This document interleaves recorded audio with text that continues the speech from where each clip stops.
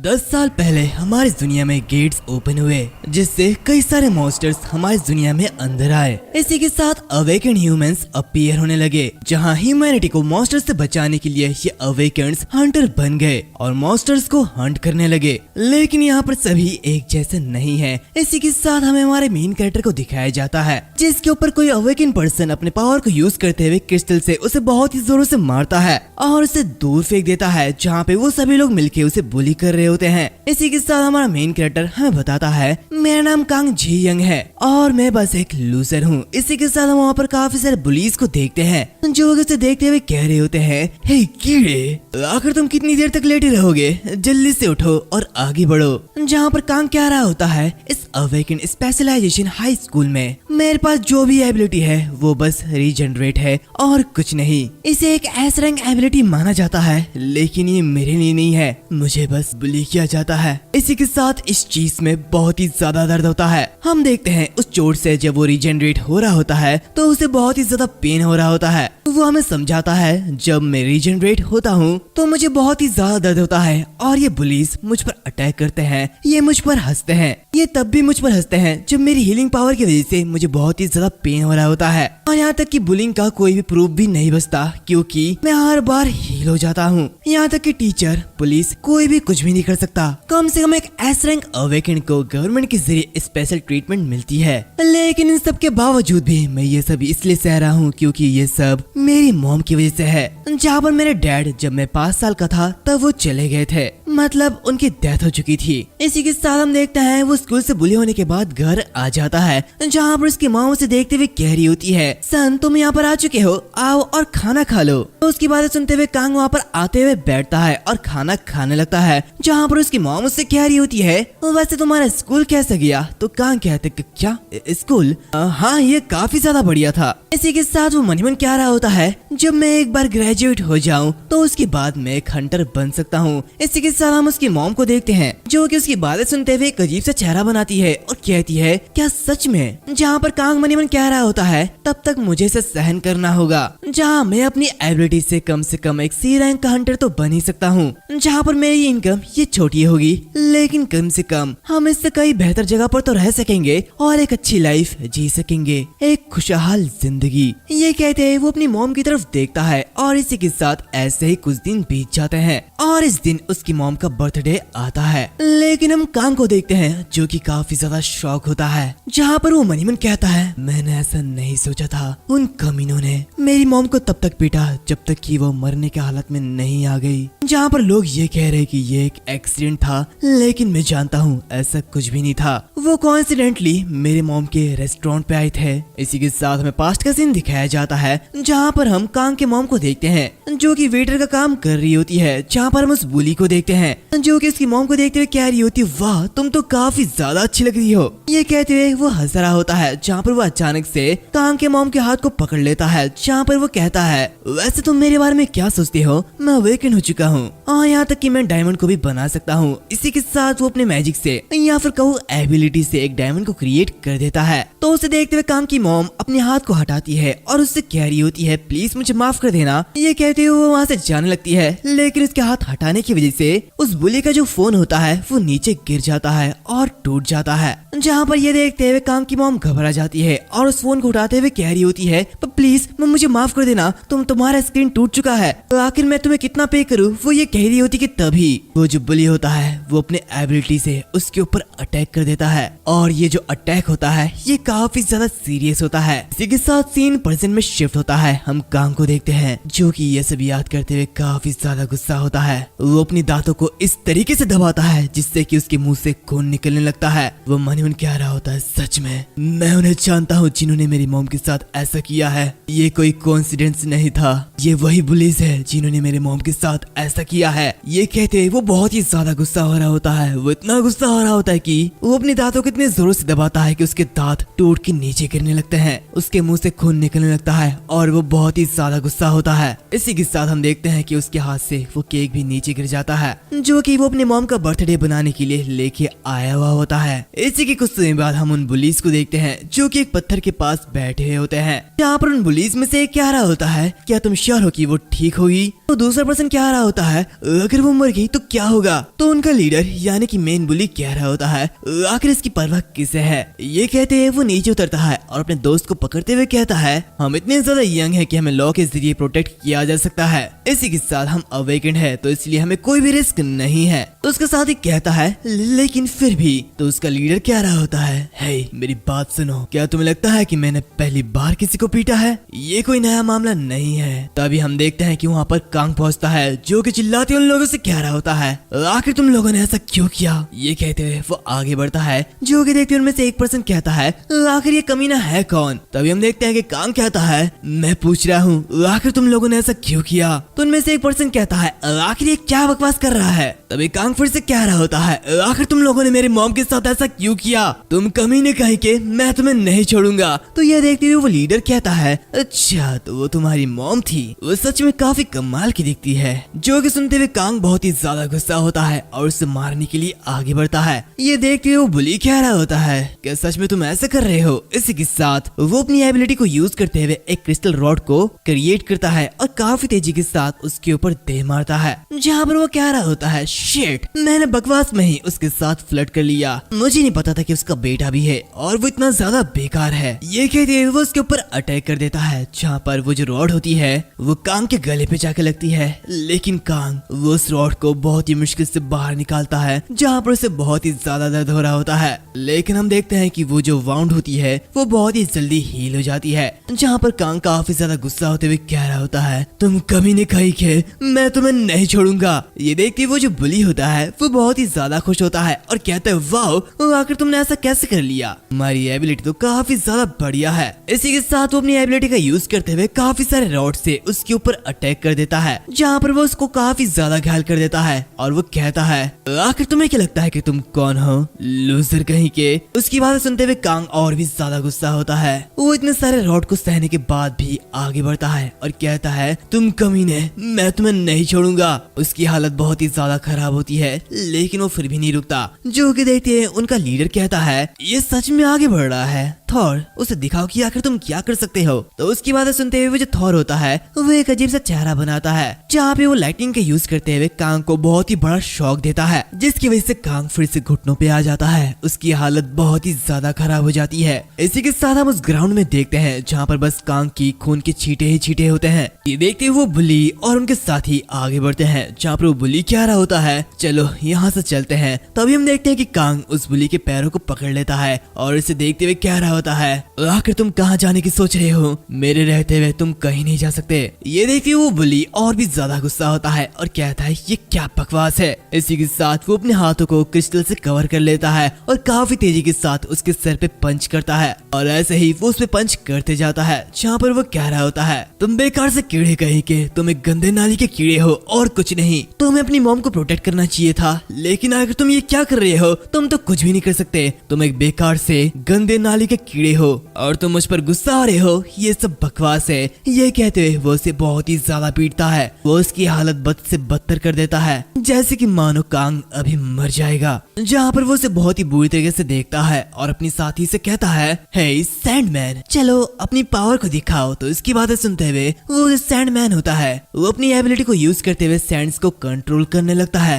यहाँ पर ये देखते हैं उनमें से वही दूसरा पर्सन कहता है, आखिर तुम लोग क्या करने जा रहे हो? तो उसका लीडर कह रहा होता है, अपनी बकवास करना बंद करो। इसी के साथ हम देखते हैं कि वो जो सैंडमैन होता है वो कांग को चारों तरफ से रेत से घेर लेता है। इसी के साथ उनका लीडर अपने क्रिस्टल का यूज करते हुए उस सैंड के अंदर काफी सारे कांटों से भरे क्रिस्टल को क्रिएट करता है, जैसे कि मानो वो एक जाल को क्रिएट कर रहा हो जिसके अंदर काफी सारे कांटे हैं। और इसी के साथ वो उन कांटों भरे क्रिस्टल से कांग को सैंड के अंदर बंद करने लगता है, जहाँ पर कांग ये देखते हुए गुस्सा होते हुए कह रहा होता है, मैं तुम्हें मार डालूंगा, तुम इतनी आसानी से मुझे नहीं मार सकते, मैं जरूर अपना बदला लूंगा। तुम सभी ध्यान से सुनो, मैं जरूर वापस आऊंगा। तो उसकी बात सुनते हुए वो जो लीडर होता है वो हंसते हुए से कहता है, अगर तुम बाहर निकल सको तो कोशिश करके देख लेना। ये कहते वो और उसके साथी लोग वहाँ से चले जाते हैं। यहाँ पर हम देखते हैं कि कांग उसी क्रिस्टल के अंदर बंद होता है, जहाँ पर उसके अंदर काफी सारे कांटे होते हैं, जिसके अंदर बहुत ही मुश्किल से कांग फंसा हुआ होता है। वो बहुत ही मुश्किल से सांस ले पा रहा होता है।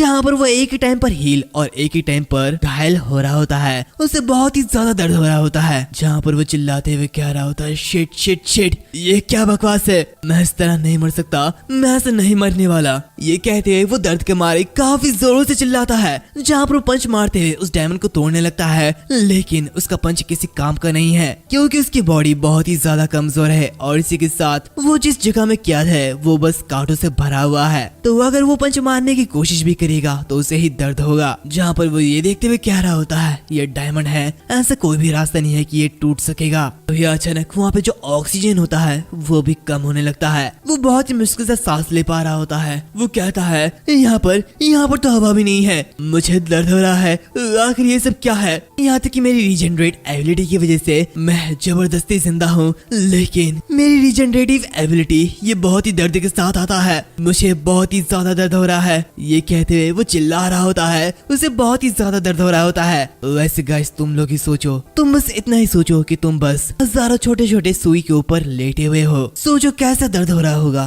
लेकिन उससे कई हजार गुना ज्यादा यहाँ पर कांगो को दर्द हो रहा होता है, जहाँ पर वो और इसे सहन नहीं कर पाता। वो उनमें से एक क्रिस्टल को पकड़ते हुए अपने सीने में डाल देता है और अपने आप को मारने की कोशिश करता है। लेकिन तभी उसकी आंखों के सामने वो अपनी मॉम को देखता है, जहाँ पर उसकी आंख फिर से खुलती है और वो कहता है, लेकिन ये बेकार सी रीजनरेटिव एबिलिटी ये मुझे मरने तक नहीं देती है। सच में मैं पावरलेस हूँ, मैं बहुत ही ज्यादा बेकार हूँ, मैं यूजलेस हूँ, मैं कुछ भी नहीं। तभी वो शांत होता है और कहता है, लेकिन कैसा? उस टाइम मॉम को ही फील हुआ था। ये कहते वो और भी ज्यादा गुस्सा होता है। वो जोरों से उन क्रिस्टल पे वार करने लगता है और कहता है, मुझे यहाँ से बाहर निकलना होगा, चाहे कुछ भी हो जाए, चाहे कितना भी टाइम क्यों न लगे, मुझे यहाँ से बाहर निकलना होगा। इसी के साथ सीन चेंज होता है। हमें कई सालों बाद का सीन दिखाया जाता है, जहाँ पर हमें एक बड़े बिलबोर्ड का सीन दिखाया जाता है, जहाँ पर एक इंटरव्यू चल रहा होता है, जहाँ पर एक आदमी कह रहा होता है, हम आपके पास मीटिंग हंटर्स के साथ लाइव है और इसी के साथ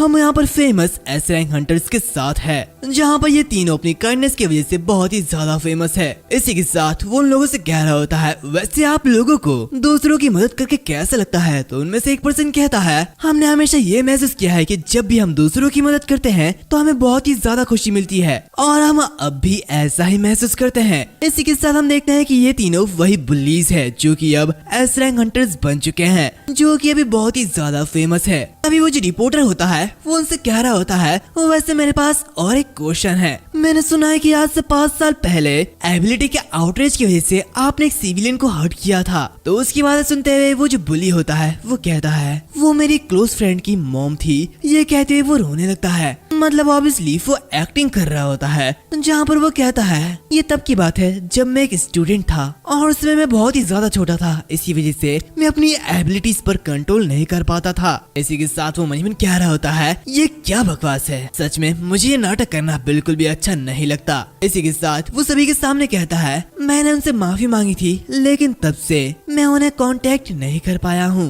लेकिन मैं फिर से उनसे माफी मांगना चाहता हूँ, प्लीज मुझे माफ कर देना। वो ये कह रहा होता है कि तभी अचानक से एक बड़ा सा दरवाजा उसके ऊपर आके गिरता है, लेकिन वो अपनी एबिलिटी का यूज करते हुए अपने आप को डिफेंड कर लेता है, जहाँ पर वो कह रहा होता है, अब ये क्या बकवास है। अभी हम देखते हैं कि उस पर्सन को देखकर सभी लोग घबरा रहे होते हैं और वहाँ से भाग रहे होते हैं, जिसने दरवाजे को फेंका था, जहाँ पर वो सभी लोग कह रहे होते हैं, एक मॉन्स्टर, भागो यहाँ से।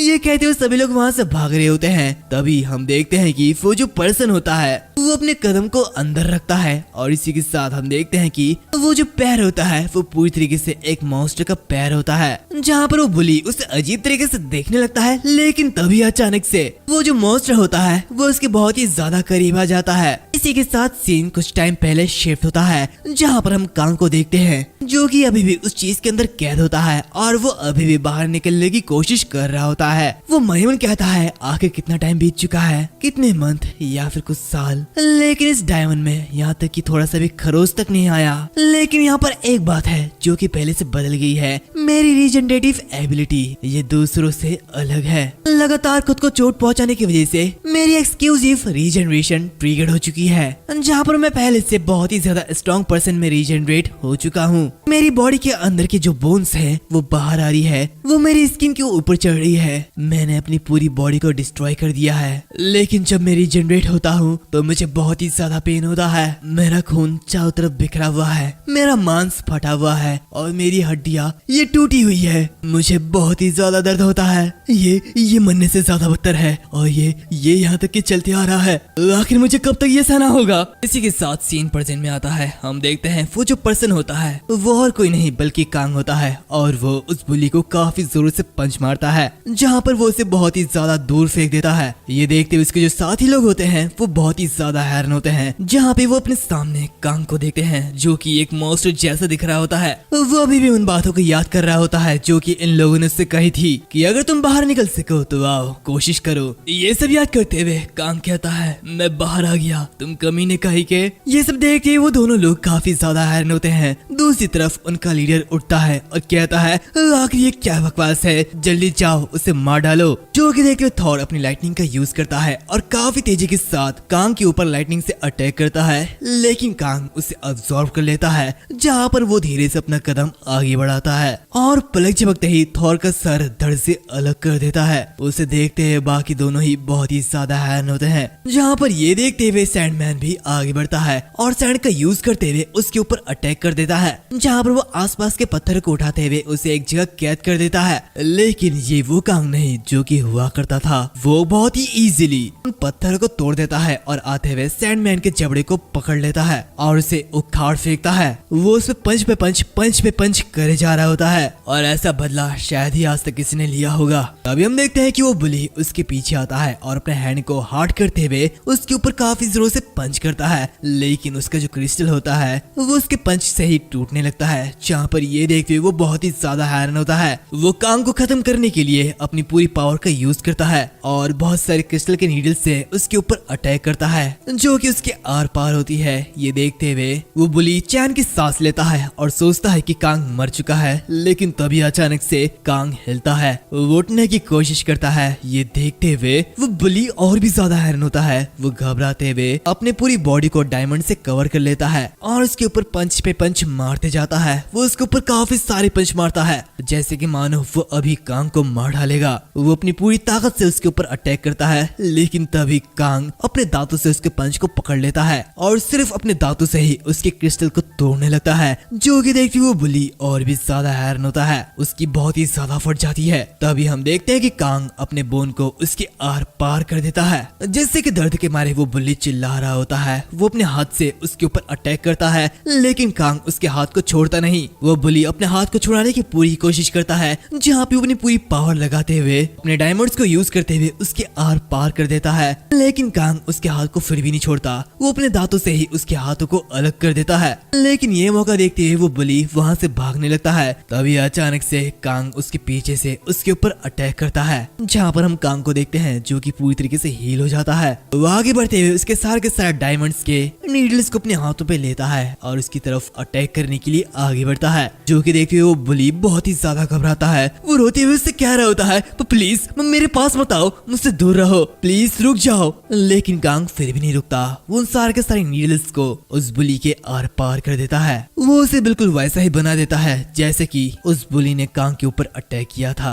जहाँ पर वो बुली ये देखते हुए कहता है आखिर तो तुम हो कौन और तुम मेरे साथ ऐसा क्यों कर रहे हो। उसकी बातें सुनते हुए कांग अपने चेहरे पर लगे हुए उस बोन को बाहर निकालता है, जहाँ पर उसे देखते हुए वो जो बुली होता है वो बहुत ही ज्यादा हैरान होता है। उससे पहले की बात याद आती है, जहाँ पर वो कांग को वॉर्म कह के पुकारा करता था। वो याद करते हुए वो कहता है कि क्या ये तुम हो वॉर्म। हम देखते हैं कांग उसे बहुत ही बुरी तरीके से देखता है और उसे काफी जोर से पीटने लगता है। वो उसे बहुत ही बुरी तरीके से मारने लगता है। वो उसे इस कदर मारता है, इतनी बुरी तरीके से मारता है कि कोई उस बुली की लाश को भी नहीं पहचान पाएगा। और इसी के साथ कांग का बदलाव पूरा होता है, जहाँ पर जमीन पर बस खून ही खून बिखरे हुए होते हैं और उसी खून पे वो अपनी परछाई को देखता है, जहाँ पे वो कोई कांग नहीं बल्कि एक मॉन्स्टर है। और इसी के साथ बारिश भी शुरू हो जाती है।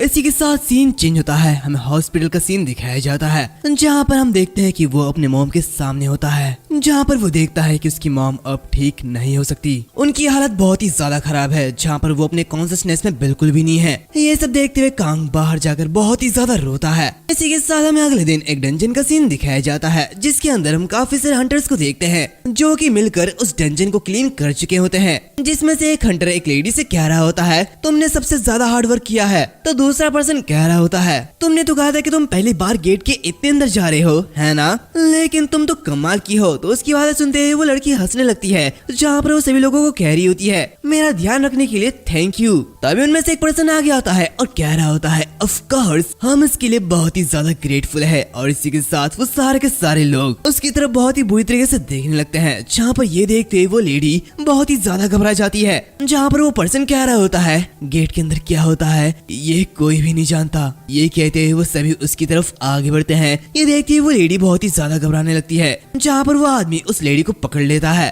वो कह रहा होता है यहाँ से निकलने में 1 महीना लगेगा और मैं वो 1 महीना तुम्हारे साथ बिताने के लिए काफी ज्यादा एक्साइटेड हूँ। ये कहते हुए वो उसके करीब बढ़ता है, लेकिन तभी अचानक से उसका सर धड़ से अलग हो जाता है, जहाँ पे ये सीन काफी ज्यादा इंटेंस हो जाता है। सभी लोग ये देखते बहुत ही ज्यादा हैरान होते हैं। वो लोग कह रहे होते हैं ये क्या हुआ, आखिर ये सब कैसे हुआ। तभी हम देखते हैं कि उनके पीछे एक पर्सन आता है जो कि और कोई नहीं बल्कि कांग होता है। उसे देखते हुए सारे के सारे हंटर्स उसे मारने के लिए आगे बढ़ते हैं, जिसमें से एक पर्सन कह रहा होता है कि क्या यहाँ पे कोई और मॉन्स्टर है, तो दूसरा पर्सन कह रहा होता है बकवास बंद करो और उसे मारो। वो सभी मिलकर कांग के ऊपर अटैक करते हैं, लेकिन कांग को उससे कुछ भी नहीं होता। जहाँ पर उनमें से एक सामुराई उसके ऊपर अपने स्वॉर्ड से अटैक करता है, लेकिन उसकी स्वॉर्ड ही टूट जाती है, जहाँ पर पलक झपकते ही उसकी भी मौत हो जाती है। जो कि देखते बाकी दोनों बहुत ही ज्यादा घबरा जाते हैं। वो लोग कह रहे होते बिल्कुल नहीं, ऐसा कैसे हो सकता है। तो और एक हंटर कहते क्या ऐसे भी मॉन्स्टर होते हैं। वो लोग कह रहे होते कि तभी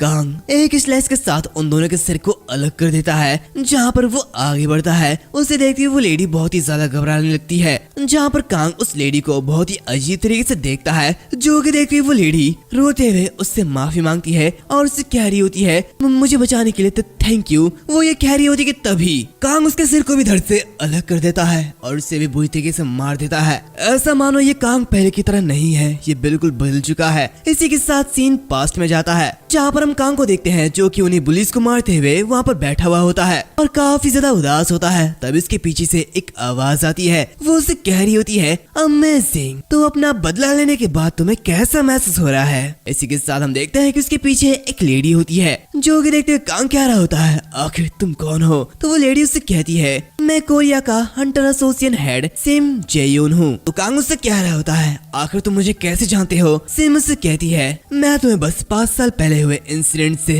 अब तक देख रही थी। तो उसकी ये बात सुनते हुए वो काफी ज्यादा गुस्सा हो जाता है। कांग काफी तेजी के साथ उसके ऊपर अटैक कर देता है। तभी वो लेडी उससे कह रही होती है तुम अपनी मॉम को बचा सकते हो। तो उसकी बातें सुनते हुए कांग रुक जाता है, लेकिन उसका ये पंच इतना ज्यादा पावरफुल था कि पूरा का पूरा जगह हिल जाता है। जहाँ पर कांग हैरान होते हुए क्या रहा होता है क्या आखिर तुम ऐसा कैसे कर सकते हो। तो लेडी कह रही होती है तुम्हारी मदर, मैं उसे जगा सकती हूँ, मैं उसे बचा सकती हूँ, यहाँ तक कि अगर इस दुनिया में अगर कोई एक एसएस रैंक हीलर है तो वो मैं हूँ। उसकी बातें सुनते हुए कांग उससे कह रहा होता है आखिर मैं तुम पर ट्रस्ट कैसे कर सकता हूँ। तो सिम हंसने लगती है और उससे कह रही होती है क्या तुम्हें लगता है कि हॉस्पिटल उसे बचा सकती है। वो तुम्हारी मदर को नहीं बचा सकती। अगर उन्हें बचाना होता तो वो पहले बचा लेते जब तुम अंडरग्राउंड के अंदर थे। तो उसकी बातें सुनते हुए कांग बहुत ही ज्यादा हैरान होता है। वो मायूस होते हुए उससे कह रहा होता है आखिर तुम क्या चाहते हो। तो ये सुनते हुए सिम मुस्कुराते हुए उससे कह रही होती है प्रॉब्लम यह है कि आजकल के हंटर्स काफी ज्यादा स्ट्रॉन्ग हो चुके हैं, जहाँ पर ज्यादातर मिलिट्री फोर्सेस हंटर्स को मैच नहीं कर पाते, यहाँ तक कि वो उनके आस पास भी नहीं आते। यहाँ तक कि आजकल के हंटर्स न्यूक्लियर से भी ज्यादा स्ट्रॉन्ग हो चुके हैं, लेकिन उनका थैंक्स उनकी वजह से गेट के अंदर के जो मॉन्स्टर्स है वो ज्यादातर मारे जा चुके हैं। हालांकि ये गेट्स ये अभी तक गायब नहीं हुए हैं, जहाँ पर ये गेट्स मॉन्स्टर के बिना एक रास्ते के रूप में यूज किया जा रहा है, जहाँ पर नेशन उन्हें यूज करते हुए हंटर्स के साथ फाइट कर रहे हैं। इसी के साथ भले ही हमारी कंट्री में इतने ज्यादा हंटर्स नहीं है, लेकिन जापानीज हंटर्स के इन्वेडिंग की वजह से हमें झुकना पड़ रहा था जब तक कि तुम अपीयर ना हुए। और अगर हम हमारे हंटर्स के साथ जापान को रिस्पॉन्ड करें तो ये बिल्कुल एक वॉर में बदल जाएगा। लेकिन अगर एक मॉन्स्टर हो तो इसमें कोई भी प्रॉब्लम नहीं होगी। तो मैं तुमसे ये कह रही हूँ, मैं तुम्हारे मॉम को बचाऊंगी अगर तुम हमारे मॉन्स्टर बन जाओगे तो। इसी के साथ सीन प्रेजेंट में आता है। हमें जापान के प्राइम मिनिस्टर के ऑफिशियल रेजिडेंस का सीन दिखाया जाता है। इसी के साथ हम जापान के प्राइम मिनिस्टर को देखते हैं, जिसके सामने मिनिस्टर ऑफ डिफेंस खड़े होते हैं, जहाँ पर वो उससे कह रहे होते हैं क्या गेट्स के अंदर स्ट्रॉन्ग मॉन्स्टर्स है। तो ये सुनते हैं वो जो मिनिस्टर होता है वो कहता है नहीं। तो वो प्राइम मिनिस्टर बहुत ही जोरों से टेबल पर अपने हाथ को मारते हुए क्या रहा होता है, तो फिर क्यों हमारे हंटर्स अभी तक कोरिया पर कब्जा क्यों नहीं कर पाए हैं। इसी के साथ हमें इस प्राइम मिनिस्टर के बारे में बताया जाता है। ये जापानीज प्राइम मिनिस्टर रियुजाकी जुयुतो है, जहाँ पर वो डिफेंस मिनिस्टर उससे कह रहा होता है मैं माफी चाहता हूँ, जल्दी से ठीक कर दूंगा। तो प्राइम मिनिस्टर उससे कह रहे होते हैं तो बताओ आखिर तुम क्या करोगे। ये सुनते ही वो जो पर्सन होता है वह हंसते हुए क्या रहा होता है मैं इस परेशानी को खुद से सॉल्व करूंगा। इसी के साथ हमें बताया जाता है ये जो पर्सन है ये जापान का नंबर 1 हंटर एकोसाई कागेरू है। इसी के साथ वो वहाँ से आगे निकलते हुए अपने मैनेजर से कहता है जल्दी से मेरी स्वॉर्ड को प्रिपेयर करो। तो ये सुनते ही वो लेडी उससे कह रही होती है क्या आप अकेले जाने वाले हैं। तो कागेरू कह रहा होता है ऑफ कोर्स मैं अकेले जाने वाला हूँ। उसकी मैनेजर उससे कह रही होती है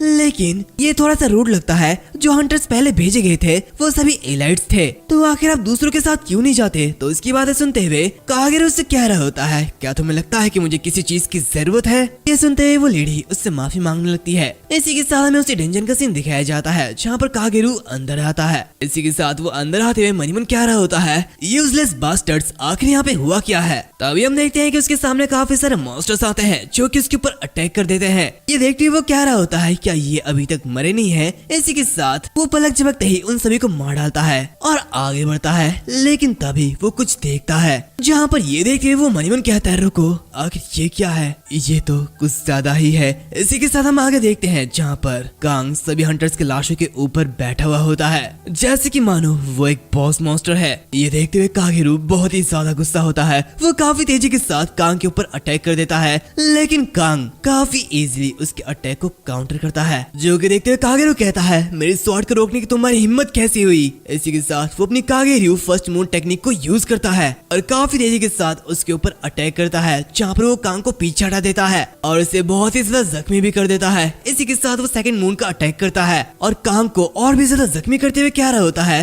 तुम्हारी एक्सोस्केलेटन ये बहुत ही ज्यादा मजबूत है। इसी के साथ वो फिर से थर्ड मून का इस्तेमाल करता है, लेकिन इस बार कांग काफी इजीली उसे डॉज करता है और बहुत ही तेजी के साथ उसके गले पे वार करता है। लेकिन कागेरू भी कम कहा, वो उसके अटैक को काउंटर करता है और कांग के हाथ को अलग कर देता है, जहाँ पर वो कह रहा होता है लेकिन मेरी स्वॉर्ड ये हीरे को भी काट देती है। और इसी के साथ वो पलक झपकते ही कांग के टुकड़े टुकड़े कर देता है, जहाँ पर वो कहता है क्या इतने सारे हंटर्स इस बेवकूफ से हार गए, ये तो बेकार था। अफसोस की बात है कि ये मॉन्स्टर ये काफी ज्यादा बेकार है। यहाँ पर हम कांग को देखते हैं जिसकी आंखें एकदम सफेद हो जाती है, जहाँ पर वो अपने डैड को याद करता है और मनीमन कहता है डैड वो हमेशा काम की वजह से बिजी रहते थे, लेकिन वो हमेशा वार्म और फ्रेंडली थे, मैं उन्हें बहुत ही ज्यादा पसंद करता था। लेकिन एक दिन इसी के साथ हमें पास्ट का सीन दिखाया जाता है, जहाँ पर हम देखते हैं कि कांग के डैड जॉब से घर आए हुए होते हैं और वो खाने के लिए कुछ लेके आए हुए होते हैं। ये देखते हुए छोटा कांग काफी ज्यादा एक्साइटेड होता है और अपने डैड के पास जाने के लिए आगे बढ़ता है, लेकिन तभी वहाँ पर एक बड़ा सा ट्रक आ जाता है, जो कि देखते हुए कांग के डैड उसे बचाने के लिए आगे आते हैं और इसी के साथ कांग की वजह से उसकी डैड की मौत हो जाती है। ये सब याद करते हुए वो मनीमन कह रहा होता है और मेरे डैड मेरी वजह से चले गए, उनकी मौत की वजह से उनका बिजनेस भी खत्म हो गया और आखिर में हम कर्जे में डूब गए, जहाँ मेरी मॉम के कोमल हाथ वो काम करते करते कठोर हो गए। इसी के साथ हम देखते हैं कि वो अपनी मॉम को काम करते हुए देखता है, जहाँ पर वो कहता है मॉम क्या तुम ठीक हो। तो उसकी मॉम बड़े प्यारे स्माइल के साथ उससे कहती है हाँ मैं ठीक हूँ, लेकिन जब रात होती थी तो उसकी मॉम वो रोती थी। ये देखते हुए कांग को बहुत ही ज्यादा बुरा लगता था। वो कहता है हर रात मुझे नींद नहीं आती क्योंकि मेरी मॉम मेरी वजह से रो रही थी, मेरे जैसे किसी को जिंदा नहीं होना चाहिए था। इसी के साथ वो एक ब्लेड लेता है और अपने आप को काटने के लिए आगे बढ़ता है, जहाँ पर उसकी मॉम उसे देखती है और ये देखते हुए बहुत ही ज्यादा घबरा जाती है। यहाँ पर हम देखते हैं कि कांग अपना हाथ काट चुका होता है, लेकिन वो हील होते हुए कहता है मॉम मुझे लगता है कि मैं अवेकन हो चुका हूँ। और इसी के साथ टीवी में एक खबर चल रही होती है, जहाँ पर नेशन का नंबर 1 हंटर ग्यूम गैंग का इंटरव्यू चल रहा होता है और उसे देखते हुए कांग अपने मॉम को गले लगाता है और कहता है मॉम मैं भी एक दिन जरूर एक हंटर बनूंगा और आपको खुश रखूंगा, लेकिन लेकिन अब प्रेजेंट में उसकी मॉम मरने की हालत में है। इसी के साथ में थोड़े समय पहले का सीन दिखाया जाता है। वैसे गाइस इस सीन को लेकर कंफ्यूज मत होना, थोड़ा सा कॉम्प्लिकेटेड लग सकता है लेकिन प्लीज समझने की कोशिश करना। हमें उसी समय का सीन दिखाया जाता है जहाँ पर सिन कांग से मिलने के लिए आई हुई होती है, जहाँ पर सिन उससे कह रही होती है वर्ल्ड का बैलेंस ये बिगड़ चुका है, कई नेशंस पहले ही हंटर्स के जरिए कॉन्क्योर कर लिए गए हैं, जहाँ पर नेशंस पर हंटर्स के जरिए कब्जा कर लिया गया है और अभी हमारा बिगेस्ट एनिमी जापान है। तो प्लीज हमारा मॉन्स्टर बनो और उन्हें हंट करो। इसी के साथ सीन प्रेजेंट में आता है। हमें जापान के स्ट्रॉन्गेस्ट हंटर कागेरू का सीन दिखाया जाता है, जो कि वहाँ से जाने की तैयारी कर रहा होता है और कहता है मैं काफी समय तक यहाँ पे हूँ, मुझे यहाँ से जाना चाहिए, वैसे मुझे कोरिया जाना होगा। वो ये कह रहा होता है कि तभी अचानक से हम देखते हैं कि कागेरू को अचानक बहुत ही ज्यादा दर्द होने लगता है। वो बहुत ही जोर से चिल्लाता है, जहाँ पर हम देखते हैं कि उसके पैरों पे कांग अपने मुंह से अटैक करता है और उसके पैरों को काटने लगता है। जहाँ पर ये देखते हुए वो कहता है कि क्या इसकी एबिलिटी रीजनरेशन की है? मैंने अभी इसके सर को धड़ से अलग कर दिया था लेकिन ये फिर भी जिंदा है। इसी के साथ वो चिल्लाते हुए फिर से उस पर काफी तेजी के साथ अटैक करता है, जहाँ पर वो अपनी और एक टेक्निक कागेरू फेडरल 12th मून का अटैक करता है और उस पर काफी सारे अटैक करता है। और सच में मैंने ऐसा सीन कभी किसी दूसरे एनिमे में देखा होगा। वो पलक झपकते ही कांग के हजारों लाखों टुकड़े कर देता है। वो उसके इतने सारे टुकड़े करता है कि उसके जो टुकड़े होते हैं वो उस डंजन से बाहर रियल वर्ल्ड में आने लगते हैं, जहाँ पर कागेरू कांग के करोड़ों टुकड़े करने के बाद वहाँ से आगे बढ़ता है। इसी के साथ हम देखते हैं कि उसका पैर काफी ज्यादा जख्मी होता है। वो आगे बढ़ रहा होता है और कहता है मैंने ये एक्सपेक्ट नहीं किया था कि वो मेरे टांगों पर काटेगा, मुझे हीलिंग की जरूरत है। ये कहते हुए वो आगे बढ़ता है कि तभी और एक बोन आते हुए उसके दूसरे पैरों पर लगती है और उसे घायल कर देती है, जो कि देखते हुए कागेरू बहुत ही ज्यादा हैरान होता है। तभी हम देखते हैं कि उसके पीछे से कांग आता है और कांग का ये जो रूप है ये सच में किसी को भी डरा सकता है। और सिर्फ इसके पिक्चर देखने से ही मुझे गूज़बम्प आ रहे हैं। मैं तो बस सोच रहा हूँ कि आखिर इसका एनीमे कब आएगा। खैर हम देखते हैं कि वो काफी तेजी के साथ कागेरू की तरफ आगे बढ़ता है, जो कि देखते हुए कागेरू भी उसकी तरफ आगे बढ़ता है। इसी के साथ हमें डंजन के बाहर का सीन दिखाया जाता है, जहाँ पर हम प्राइम मिनिस्टर के साथ वहाँ पर काफी सारे हंटर्स को देखते हैं, जहाँ कागेरू की मैनेजर कह रही होती है लेकिन प्राइम मिनिस्टर क्या हमें फिर भी इतने सारे लोगों की जरूरत है? मिनिस्ट्री ऑफ डिफेंस के सारे इलाइट हंटर्स यहाँ पर है। तो प्रेसिडेंट कह रहे होते हैं उसे अंदर गए हुए 3 दिन हो गए हैं, इसीलिए मुझे ये चेक करना है। वैसे गाइस मैं तुम लोगों को बता दूं, जो डंजन का टाइम है और जो रियल वर्ल्ड का टाइम है वो बिल्कुल अलग चलता है, तो इस वजह से टाइम में कंफ्यूज मत होना। हम देखते हैं कि प्राइम मिनिस्टर कह रहे होते हैं डिफेंस मिनिस्टर जापान का नंबर 1 हंटर है, मुझे इस पर भरोसा है। लेकिन वो कुछ कहने वाला होते कि तभी अचानक से कागेरू का सर बाहर आके गिरता है और इसी के साथ हम देखते हैं कि उसी डंजन से कांग बाहर आता है। ये देखते हुए वो प्राइम मिनिस्टर काफी ज्यादा गुस्सा होता है और उसकी तरफ अटैक करने के लिए आगे बढ़ती है कि तभी कांग उसके भी सर को अलग कर देता है। इसी के साथ हमें कोरियन हंटर एसोसिएशन का सीन दिखाया जाता है, जहाँ पर सिन का मैनेजर उससे कह रहा होता है आखिर आपका प्लान क्या है? उसने ग्युमगाम के बेटे को भी मार डाला है और अगर ग्युमगाम को पता चल जाए तो सिन कह रही होती है हाँ मुझे पता है, तब हालत और भी ज्यादा खराब हो जाएंगे। तो मैनेजर कहता है लेकिन उसे जापान भेजना। तो सिन कह रही होती है क्या तुम इसके लिए एक्साइटेड नहीं हो? अगर वो जापान का सबसे strongest Hunter ryuzaki Zuyoto, Japan का प्राइम मिनिस्टर और जापान का नंबर 0 SSS रैंक हंटर के खिलाफ जीत जाए तो क्या होगा? हम देखते हैं कि यहाँ पर वो जो प्राइम मिनिस्टर है वो मरा नहीं होता, वो जिंदा होता है, जहाँ पर वो अपनी पूरी पावर से कांग के ऊपर अटैक कर रहा होता है। इसी के साथ हमें बताया जाता है 3 साल पहले नॉर्मल गेट से आए हुए ज्यादातर मॉन्स्टर्स के ऊपर कंट्रोल कर लिया गया और पूरी की पूरी दुनिया हंटर्स की पावर से डर रही थी और इसीलिए कुछ कंट्रीज ने हंटर्स को खत्म करने की कोशिश की लेकिन वो फेल रहे। जहाँ पर दुनिया भर के हंटर्स ने इसे देखा और इसके बाद या तो उन्होंने अपने नेशन के साथ समझौता कर लिया या फिर अपने ताकत से कंट्री पर अपना कब्जा जमा लिया, जहाँ पर उनमें से हर एक हंटर्स ने अपने अपने तरीके से जीत हासिल की। और इसी के साथ वो कंट्री जो कि हंटर्स के जरिए जीता गया था वो था जापान। और इसका रीजन काफी ज्यादा सिंपल था, क्योंकि अब जो प्राइम मिनिस्टर है वो SSS रैंक हंटर था, जहाँ पर वो अवेकन होने से पहले ही काफी ज्यादा एग्रेसिव था। जहाँ हंटर सिस्टम के अपीयर होने के बाद उसने साउथ कोरिया पर कंट्रोल करने की कोशिश की। हालांकि उसकी ये एम्बिशन ये तब और ज्यादा बढ़ गई जब वो मॉन्स्टर अपीयर हुआ। इसी के साथ हम उसी प्राइम मिनिस्टर को देखते हैं जो कि काम की हालत बिल्कुल खराब कर देता है। वैसे गाइस इस प्राइम मिनिस्टर का कैरेक्टर थोड़ा सा बदला हुआ लग रहा है और ऐसा इसलिए है क्योंकि मानवा में इसके कैरेक्टर को चेंज कर दिया गया, मतलब कि डिजाइन को चेंज कर दिया गया है, तो प्लीज कंफ्यूज मत होना। खैर पर हम देखते हैं कि कांग रीजनरेट हो रहा होता है, जो कि देखते हुए सभी लोग बहुत ही ज्यादा हैरान होते हैं। जिसमें से एक पर्सन कह रहा होता है ये तो रीजनरेट हो रहा है, और एक पर्सन कह रहा होता है प्राइम मिनिस्टर प्लीज इसे हम दोनों पर छोड़ दीजिए। इसी के साथ हम देखते हैं कि जापान का 7th रैंक जीडाइमारू और जापान का 8th रैंक टाकू दोनों ही आगे बढ़ते हैं और कांग के ऊपर अटैक कर देते हैं। जहाँ पर जीडाइमारू कह रहा होता है एक मेयर मॉन्स्टर जो कि रीजनरेट कर सकता है, लेकिन उसे हमारे हाथों मरना होगा। ये कहते ही वो दोनों ही उसके ऊपर अटैक कर देते हैं, लेकिन तभी हम देखते हैं कि कांग काफी इजीली उनमें से एक का सर पकड़ लेता है और दूसरे के सर को धड़ से अलग कर देता है। जहाँ पर वो पहले वाले के सर को पकड़ते हुए उसे जमीन पर पटक के कुचल देता है। ये देखते हुए बाकी सभी लोग बहुत ही ज्यादा घबरा रहे होते हैं। जहाँ पर वो लोग कहते कि क्या आखिर ये क्या है, और एक पर्सन कह रहा होता है आखिर हमारे हंटर्स के साथ ऐसा करने की उसकी हिम्मत कैसी हुई। अभी प्रिंसिपल रियुजाकी आगे बढ़ता है और अपनी फुल पावर को एक्टिवेट करते हुए कहता है अगर कोई आगे बढ़ा तो मैं सभी को मार डालूंगा, मुझे इससे फाइट करने दो। ये कहते हुए वो आगे बढ़ता है। इसी के साथ वो अपनी पहले की बातों को याद करता है, जहाँ पर ठंड का मौसम था और बर्फबारी हो रही थी। रास्ते के किनारे एक छोटा सा बच्चा उसी बर्फ में बैठा हुआ था और वो अनाथ था।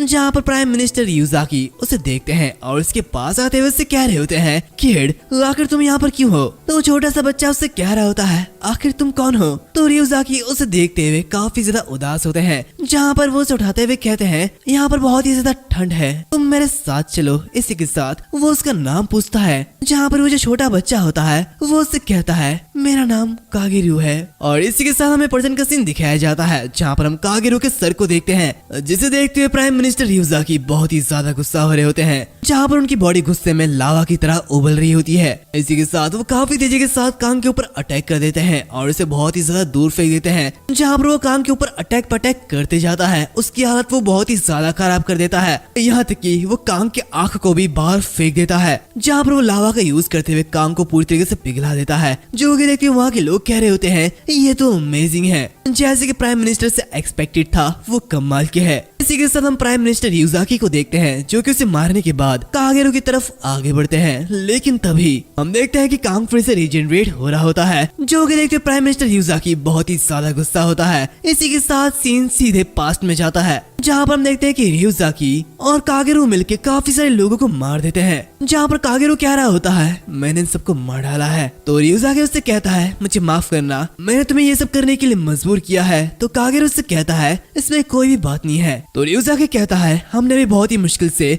जापान पर कब्जा किया है और अब हमारा अगला टारगेट साउथ कोरिया और चाइना है, लेकिन अगली बार शायद तुम मर सकते हो, तो अगर तुम चाहो तो मैं तुम्हें रुकने दूंगा। तो उसकी बातें सुनते हुए कागेरू उससे कहता है आप ही वही थे जिन्होंने मुझे एक्सेप्ट किया था, नहीं तो मैं सड़क पर मर जाता। तो इसलिए मैं अपनी पूरी जिंदगी भर आपका कर्जा चुकाता रहूंगा। हालांकि एक चीज है जो कि मैं चाहता हूँ, जब सब कुछ खत्म हो जाएगा तो क्या मैं आपको फादर कह सकता हूँ। तो उसकी बातें सुनते हुए जो रियुजाकी होता है वो उससे कहता है आखिर तुम ऐसा कैसे सोच सकते हो। तो उसकी बातें सुनते हुए कागेरू बहुत ही ज्यादा हैरान होता है। तो रियुजाकी कहता है यहाँ तक कि तुम मुझसे बिना पूछे ऐसा कह सकते हो, तुम्हें इसके लिए मुझसे पूछना नहीं पड़ेगा मेरे बच्चे। यहाँ पर रियुजाकी उसे अपनी बेटे की तरह मानता था, जहाँ पर कागेरू भी उसे अपने फादर की तरह मानता था। इसी के साथ सीन प्रेजेंट में आता है। हम देखते हैं कि बहुत ही ज्यादा देर हो चुकी है, वो पूरी की पूरी जगह लावा में ढस रही होती है। जहाँ पर हम रियुजाकी के वाइफ को देखते हैं, जो कि आगे बढ़ते हुए वहाँ के आसपास की जगह को फ्रीज करने लगती है ताकि कोई दिक्कत ना आ जाए। यहाँ पर हम रियुजाकी को देखते हैं, जो कि अपने फुल मैग्मा फॉर्म में होता है, जहाँ पर कांग भी उसकी तरफ आगे बढ़ता है।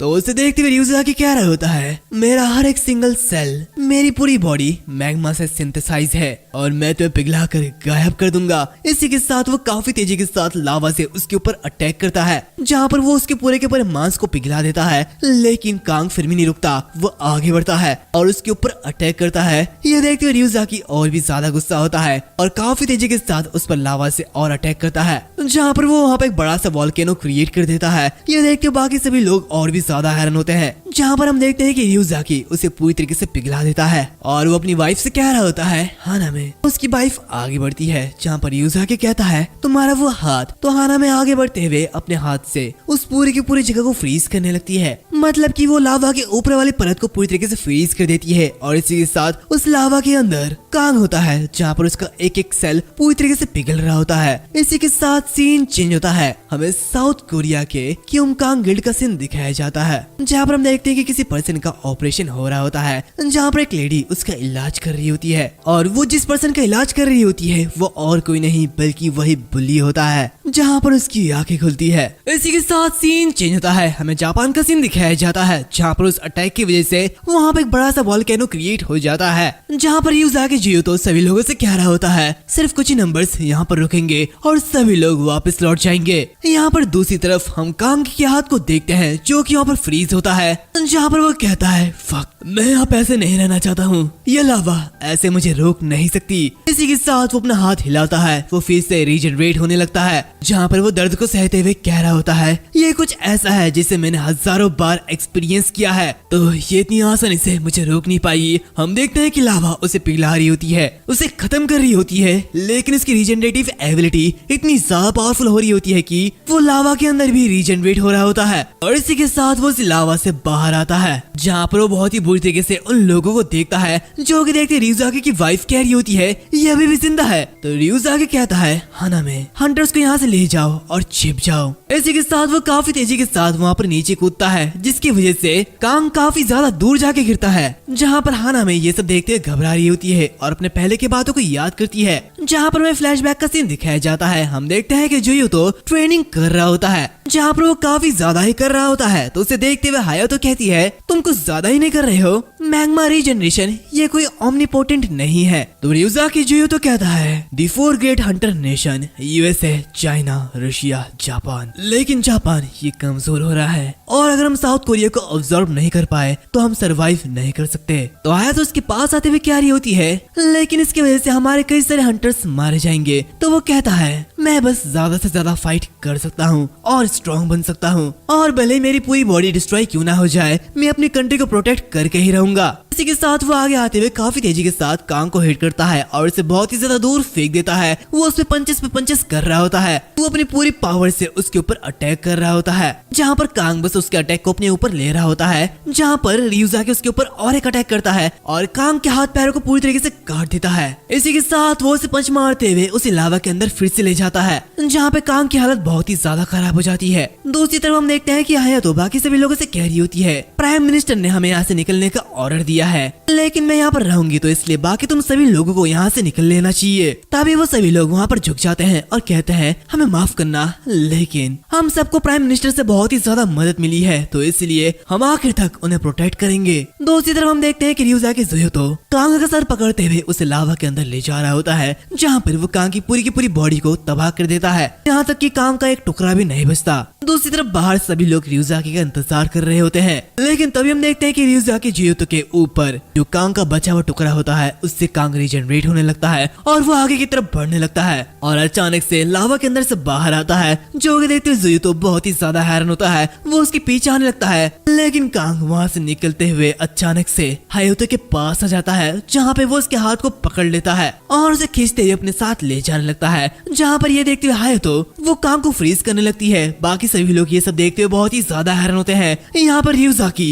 ये देखते हुए बहुत ही ज्यादा गुस्सा होता है। दूसरी तरफ जो बाकी सभी हंटर्स होते हैं वो सभी कांग को मारने के लिए आगे बढ़ते हैं, मतलब कि दोनों तरफ से कांग के ऊपर अटैक होता है। तो यहाँ पर हम रियुजाकी को देखते हैं जो कि अपनी वाइफ को बचाने के लिए कांग के हाथ को काट देता है और अपनी वाइफ को छुड़ा लेता है, लेकिन तभी हम देखते हैं कि कांग आगे बढ़ता है और अचानक से जियोतो के गले को काट देता है, वो उसके गले को धड़ से अलग कर देता है। ये सब देखते हुए बाकी सभी लोग बहुत ही ज्यादा हैरान होते हैं, जहाँ पे हायातो भी बहुत ही ज्यादा हैरान होती है। सभी लोग एक साथ कांग के ऊपर अटैक करते हैं और इसके टुकड़े टुकड़े कर देते हैं। यहाँ पर हम देखते हैं कि हायातो ये सब देखते हुए बहुत ही ज्यादा हैरान होती है। सभी लोग उससे कह रहे होते हैं प्राइम मिनिस्टर की वाइफ क्या तुम ठीक हो? तो ये सब देखते हुए वो बहुत ही ज्यादा हैरान होती है, जहाँ पे हम देखते हैं कि जियोतो का सर भी फ्रीज हो चुका होता है और ऐसा इसलिए था क्योंकि कांग ने इसका गला काटा था, जहाँ पर वो पूरा फ्रीज हो चुका था। फिर अचानक उन्हें एक आवाज आती है और उनके सामने से कांग दौड़ते हुए उनकी तरफ आगे बढ़ रहा होता है, जो कि देखते हुए हायातो बहुत ही ज्यादा डर जाती है और ये देखते हुए वो बेहोश हो जाती है। लेकिन तभी उसकी आँख खुलती है और उसके सामने जियोतो होता है। जहाँ पर जुयो तो उसे देखते हुए कह रहा होता है तो तुम जाग गए हो। देखते हुए हान हमें उसे गले लगा लेती है और कह रही होती है मुझे अभी एक बहुत ही बुरा सपना आया था, अच्छा हुआ तुम ठीक हो। और ये कहते वो उसके और भी ज्यादा करीब आ जाती है। लेकिन तभी हम देखते हैं कि अचानक से फ्रिसेस की आँख खुलती है और उसके सामने जुयो का सिर पड़ा हुआ होता है। ये देखते हुए वो और भी ज्यादा घबरा जाती है और इसी के साथ वो देखती है कि कांग वहाँ पर सभी को मार चुका होता है। ये देखते हुए वो अपने आप को ही फ्रीज कर देती है और खुद को ही मार डालती है। और इसी तरह जापान का सबसे स्ट्रॉन्गेस्ट हंटर यहाँ पर खत्म होता है, जहाँ पर हम कांग को देखते हैं जो कि उसी पोर्टल से वहाँ से निकल जाता है। इसी के साथ सीन चेंज होता है, हमें साउथ कोरिया क्योंकांग गिल्ड का सीन दिखाया जाता है, जहाँ पे हमें माना स्टोन स्टोरेज रूम का सीन दिखाया जाता है, जहाँ पर हम उसी बुली को देखते हैं। जहाँ पर उसे देखते हुए वो लेडी कह रही होती है ताइसू ऐसा लगता है कि तुम इसे बहुत ही ज्यादा कर रहे हो, सिर्फ तुम ही बचे थे जिसके पास थोड़ा सा मान हवाजा था और हमने तुम्हें बहुत ही मुश्किल से बचाया है। जहाँ पर तुम्हारे फ्रेंड्स तो उसकी बातें सुनते हुए वो कह रहा होता है मैं जानता हूँ उनके पास जरा से भी माना नहीं बचा था इसलिए वो मर गए थे। तो वो कह रही होती है लेकिन आखिर क्यों? तो ताइसू कह रहा होता है वो बच्चा जिसके साथ में बचपन में खेला करता था वो ब्लड गेट से बच गया और उसने मुझे मार डाला, वो कमीना कहीं का। और इसी के साथ वो अपने हाथ को एक क्रिस्टल में बदल देता है और इस बार ये क्रिस्टल ये रेड कलर का होता है, जहाँ पे हमें इसके बारे में बताया जाता है कि उनकाम गिल्ड ये हान ताइसू है। इसी के साथ हम देखते हैं कि जैसे ही वो अपने शर्ट को ओपन करता है उसके ऊपर काफी सारे सील्स होते हैं, जहाँ पर वो उस लेडी से कह रहा होता है इस सील को रिलीज करो। इसी के साथ हमें बताया जाता है ये एस रैंक हंटर है, लेकिन सील हटने के बाद आखिर ये किस रैंक का हंटर होगा। इसी के साथ हम देखते हैं कि वो जो लेडी होती है वो काफी मुश्किल से उस सील को तोड़ देती है, जहाँ पर ये देखते हुए ताइहून कह रहा होता है तो फिर ठीक है क्योंकांग गिल्ड के सभी मेंबर्स को इकट्ठा करो। इसी के साथ हम देखते हैं कि सभी मेंबर्स एक जगह इकट्ठा हो जाते हैं, जहाँ पे एक पर्सन उसके सामने झुकते हुए कह रहा होता है जैसे कि आपने कहा था हम आपके सामने हैं। तो और एक पर्सन कह रहा होता है क्या? मैंने सोचा था कि ये मर गया है। तो और एक पर्सन कह रहा होता है जाहिर तौर पर वाइस गिल्ड मास्टर ने उसे रिवाइव किया है।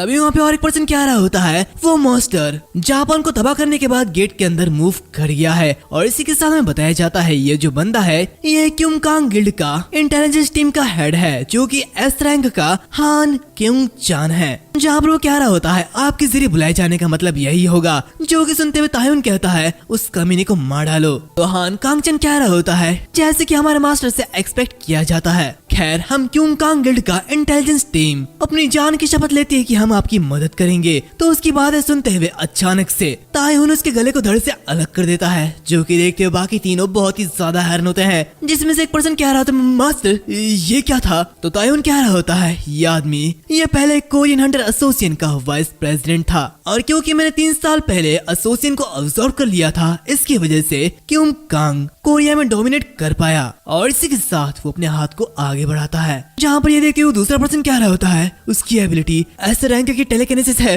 इसी के साथ हम देखते हैं कि ताइहून उसे भी मार डालता है, जो कि देखते हुए बाकी सभी लोग बहुत ही ज्यादा हैरान होते हैं। इसी के साथ हमें फ्लैशबैक का सीन दिखाया जाता है, जहाँ पर वो लेडी ताइहून से कह रही होती है क्या तुम्हारी ये सील्स ये सचमुच हटानी होगी? तुम्हारी एबिलिटी ये कर्स्ड है। तो ये सब याद करते ताइहून कह रहा होता है नहीं ये सबसे बेस्ट है। इसी के साथ वो बाकी सभी लोगों से कह रहा होता है क्या तुम लोग मेरी मदद करोगे? क्योंकांग गिल्ड जिसकी टोटल नंबर्स 1528 है, तो चलो स्ट्रॉन्ग बनने में मेरी मदद करो। ये कहते हुए वो सभी को मारने लगता है, जहाँ पर ये देखते हुए वहाँ पर भगदड़ मच जाती है। ताइहून उन सभी को मारते हुए काफी ज्यादा खुश हो रहा होता है और कुछ समय के अंदर वो उन सभी को मार डालता है और काफी ज्यादा खुश होता है। जहाँ पर वो लेडी उससे कह रही होती है क्या तुम ठीक हो? तो वो उससे कह रहा होता है नहीं उस कमीने ने ट्रिपल एस रैंक के प्राइम मिनिस्टर को मार डाला, तो इतना भी काफी नहीं है, मुझे और स्ट्रॉन्ग बनना होगा। चाहे कुछ भी हो जाए मैं उस कमीने को मार के छोड़ूंगा, उस कीड़े मतलब कांग जियंग को, इसीलिए मैं रशिया जा रहा हूँ। इसी के साथ सीन चेंज होता है, हम सिन को देखते हैं जिसके सामने एक पोर्टल ओपन होता है, जिसके अंदर से कांग बाहर आता है, जो कि देखते सिन उससे कह रही होती है वेलकम। इसी के साथ हमें सिन के हेडक्वार्टर का सीन दिखाया जाता है, जहाँ पर उसकी हालत थोड़ी सी खराब होती है। वो मनी मन कह रही होती है मैंने तुरंत उसे हील करना शुरू कर दिया। मेरी एस रैंक की हीलिंग एबिलिटी अपनी एक माना को यूज करके डैमेज सेल्स को रिस्टोर करती है और इसमें मुझे काफी समय लग गया है, लेकिन मुझे पूरा यकीन है कि मैं उसे बचा सकती हूँ। इसी के साथ वो बहुत ही ज्यादा थक जाती है, जहाँ पर वो बाहर आते हुए हाफते हुए कह रही होती है अगर मैं ऐसा ही हर दिन करूँ करूं तो वो अगले सप्ताह तक जाग जाएगी। तभी अचानक से वो नीचे गिर जाती है। उसकी हालत बहुत ही ज्यादा खराब हो जाती है। जो कि देखते हुए कांग उससे कह रहा होता है, ऐसा लगता है कि इसमें तुम्हें एक्स्ट्रा ऑर्डिनरी अमाउंट में माना को खर्च करना पड़ रहा है। आखिर तुम ऐसा करने के लिए इतनी दूर क्यों जा रही हो? तो उसकी बातें सुनते हुए वो कांग के हाथ को पकड़ लेती है और उसे अजीब तरीके से देखते हुए कह रही होती है क्योंकि तुम्हें जिंदा रहना होगा। ये कहते हुए वो अपनी पावर का यूज करती है, लेकिन तभी कांग अपने हाथ को हटा देता है। जहाँ पर सिम कह रही होती है, लेकिन ये वैसे ही है जैसे कि मैंने उम्मीद की थी। तुम्हारा बीस्टिफिकेशन ब्लड गेट के जरिए प्रोग्रेस हो चुका है और 15 साल पहले जब इस दुनिया में गेट्स अपीयर हुए तो ये गेट्स धीरे धीरे हमारी दुनिया पर ओपन हुए और ये ब्लड गेट्स में बदल गए। लेकिन जब से मिस्टर जे यंग यहाँ से बच के बाहर निकला है, इसकी चेंजिंग स्पीड बहुत ही ज्यादा स्पीड पकड़ने लगी है और इसके रिजल्ट के तौर पे दुनिया भर के सभी गेट्स ब्लड गेट्स बनते जा रहे हैं। जहाँ से बहता हुआ माना वो तुम्हें स्ट्रेंथ दे रहा है और इस माना फ्लो के टर्म्स में अगर एक रेगुलर गेट एक छोटा सा होल है तो फिर एक ब्लड गेट को एक पैसेज माना जाता है जहाँ पे ये गेट्स कहीं ना कहीं से जुड़े हुए हैं और इसी के अंदर से एक चीज बाहर आ रही है जो कि तुम्हें ढूंढ रही है। जो कि सुनते हुए कांग बहुत ही ज्यादा हैरान होता है। इसी के साथ हमें कई सारे ब्लड गेट का सीन दिखाया जाता है जिसके अंदर से काफी सारे मॉन्स्टर्स रियल वर्ल्ड में आ रहे होते हैं जहाँ पर पूरा का पूरा सिटी तबाह हो गया होता है। तभी ये सब देखते हुए काफी ज्यादा घबरा रहे होते हैं। चारों तरफ बस केओस ही भर जाता है, हर तरफ बस मॉन्स्टर दिखाई देते हैं। इसी के साथ हमें रिपब्लिक ऑफ कोरिया के प्रेसिडेंट का ऑफिस दिखाया जाता है जहाँ पर वो प्रेसिडेंट काफी ज्यादा जोरों से चिल्ला रहे होते हैं और कह रहे होते हैं आखिर किम कांग गिल्ड हमें आंसर क्यों नहीं कर रहा, जल्दी से बताओ आखिर ये सब क्या हो रहा है। तो वो जो दूसरा पर्सन होता है वो कह रहा होता है क्योंकि वो जो गिल्ड है उसे खत्म कर दिया गया है। ये सुनते प्रेसिडेंट और भी ज्यादा घबरा जाते हैं। यहाँ पर वो कह रहे होते कि क्या ऐसे कैसे हो सकता है। तो वो दूसरा पर्सन कह रहा होता है हम इसके बारे में पूरी तरीके से नहीं पता, आखिर हम क्या कर सकते हैं, क्या हमें दूसरे देश से मदद मांगनी चाहिए। तो उसकी बात सुनते हुए प्रेसिडेंट कह रहे होते हैं नहीं, ये तो बिल्कुल सेल्फ डिस्ट्रक्शन के समान है, सबसे पहले मार्शल लॉ को डिक्लेयर करो। तो ये सुनते हुए पर्सन कह रहा होता है लेकिन मिलिट्री इनके खिलाफ इफेक्टिव नहीं होगी, वो तो बिल्कुल चीटी के जैसे है। तो प्रेसिडेंट कह रहे होते हैं नहीं, हमें कुछ तो करना होगा। वैसे भी क्यों कांग गिल्ड यही हमारा सब कुछ नहीं है, हमारे पास दूसरे भी हंटर्स है जो कि कोरिया का second ranking guild Doja guild है जिसमें ए रैंक का जियोन वुजिन और ए रैंक की कांग साही है। इसी के साथ कोरिया की third ranking guild vinyl guild जिसमें ए रैंक का वाइनल मैन है। इसी के साथ ए रैंक की एस्पर वुमेन है। तो वैसे मुझे ये एस्पर वुमेन बिल्कुल सुपर वुमेन के जैसी क्यों लग रही है। खैर आगे बताया जाता है कोरिया का फोर्थ रैंकिंग गिल्ड यानहाक गिल्ड जहाँ पे ए रैंक का यानहाक और ए रैंक का नाम जून यंग है। तो वो डायरेक्टर कह रहा होता नहीं, वो सारे के सारे हार चुके हैं। ये सुनते हुए प्रेसिडेंट और भी ज्यादा गुस्सा हो रहा होता है। इसी के साथ सीन चेंज होता है जहाँ पर ये सारी तबाही देखते हुए कांग कह रहा होता है कि ये सब मेरी वजह से हो रहा है। तो सिम कह रही होती है आखिर अब तुम क्या करोगे। इसी के साथ हम आगे देखते हैं जहाँ पर एक लेडी नीचे गिरी हुई होती है जिसके ऊपर एक मॉन्स्टर अटैक कर देता है। लेकिन तभी हम देखते हैं कि वहाँ पर कांग पहुंचता है और उस मॉन्स्टर को दो टुकड़ों में बांट देता है। जहाँ पर वो मनीवन कह रहा होता है जब मैं उस ब्लड गेट के अंदर मर गया था तो इसके माना ने मुझे मॉन्स्टर बनाने की कोशिश की, मैं बहुत ही मुश्किल से इसे सहन कर पाया और रिजल्ट के तौर पे मुझे एक एबनॉर्मल रीजनरेशन एबिलिटी मिली। लेकिन पता चला कि ये मामला ऐसा नहीं था, ये माना मुझे कभी भी मरने नहीं देगी जब तक कि मैं एक मॉन्स्टर यानी कि कंप्लीट मॉन्स्टर नहीं बन जाता। मैं बस अपनी मॉम के ठीक होने के बाद एक अच्छा जिंदगी जीना चाहता हूँ, लेकिन आखिर तुम लोग मुझे तो अकेले क्यों नहीं रहने देते। इसी के साथ वो काफी तेजी से उस मॉन्स्टर के सर के दो टुकड़े कर देता है। इसी के साथ सीन चेंज होता है। हम देखते हैं कि कोई एक पोर्टल के जरिए उसे देख रहा होता है जहाँ पे वो कह रहा होता है क्या ये वही है। इसी के साथ हम देखते हैं कि उस जगह पे काफी सारे पोर्टल्स होते हैं जहाँ पर एक अजीब सा मॉन्स्टर बैठा हुआ होता है और उसके पीछे एक अजीब सी चीज होती है जहाँ पर वो कह रहा होता है क्या ये वही है जो इस क्रैक की वजह है। दूसरी तरफ हम देखते हैं कि कांग अपने पहले की बातों को याद करता है जहाँ पर वो डॉक्टर सिम से कह रहा होता है ठीक है मैं इन सभी मॉन्स्टर्स को मार डालूंगा, बस मेरी मॉम को सेफ रखकर उनका इलाज करते रहो। तो सिम कह रही होती है हाँ मैं समझ चुकी हूँ, मैं उसे एसोसिएशन के अंडरग्राउंड बंकर से ठीक कर दूंगी, तो प्लीज डटकर मुकाबला करो। ये सारी बातें याद करते हुए कांग उन सारे के सारे मॉन्स्टर्स को मारने लगता है जहाँ पर वो मनीमन कह रहा होता है ये सारे के सारे मॉन्स्टर्स ये फीमेलर है, ये वही लोग हैं जिनके साथ में उसे ब्लड गेट में लड़ा था और एक गेट से कितने मॉन्स्टर्स बाहर आ सकते हैं इसकी भी एक लिमिट है, क्योंकि कुछ ही समय के बाद सारे के सारे एक्टिविटीज स्टॉप हो जाएगी। और इसी के साथ मैंने आसपास के सारे मॉन्स्टर्स को मार डाला, और अगर मैं इसे जारी रखूं तो मैं खुशी से रह सकूंगा। तभी अचानक से उसके सर पे आते हुए गोली लगती है, जो कि देख के वो काफी ज्यादा गुस्सा होता है और पीछे देखता है, जहाँ पर हम देखते हैं कि काफी सारी मिलिट्री आर्मी उसे मारने के लिए आई हुई होती है। जहाँ पर पर्सन कह रहा होता है, कंपनी मास्टर क्या ये सही है? वो किसी पर्सन को नहीं मार रहा है बल्कि वो सिर्फ मॉन्स्टर्स को मार रहा है। तो वो लीडर कह रहा होता है, इससे कोई फर्क नहीं पड़ता, बस उस पर अटैक करो, यही इस पूरे डिजास्टर की वजह है, और हमेशा तब तक बांध रखेंगे जब तक कि कोई हंटर यहाँ पर नहीं आ जाता।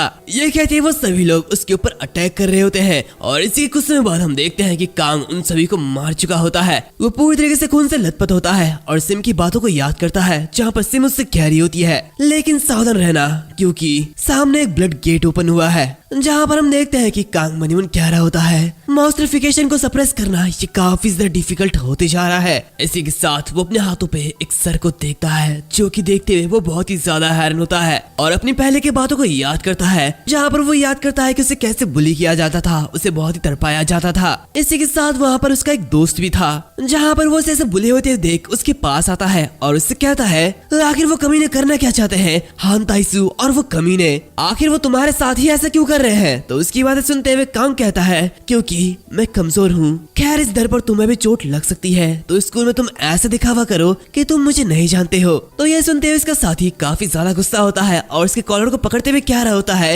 हे कांग क्या तुम पागल हो चुके हो?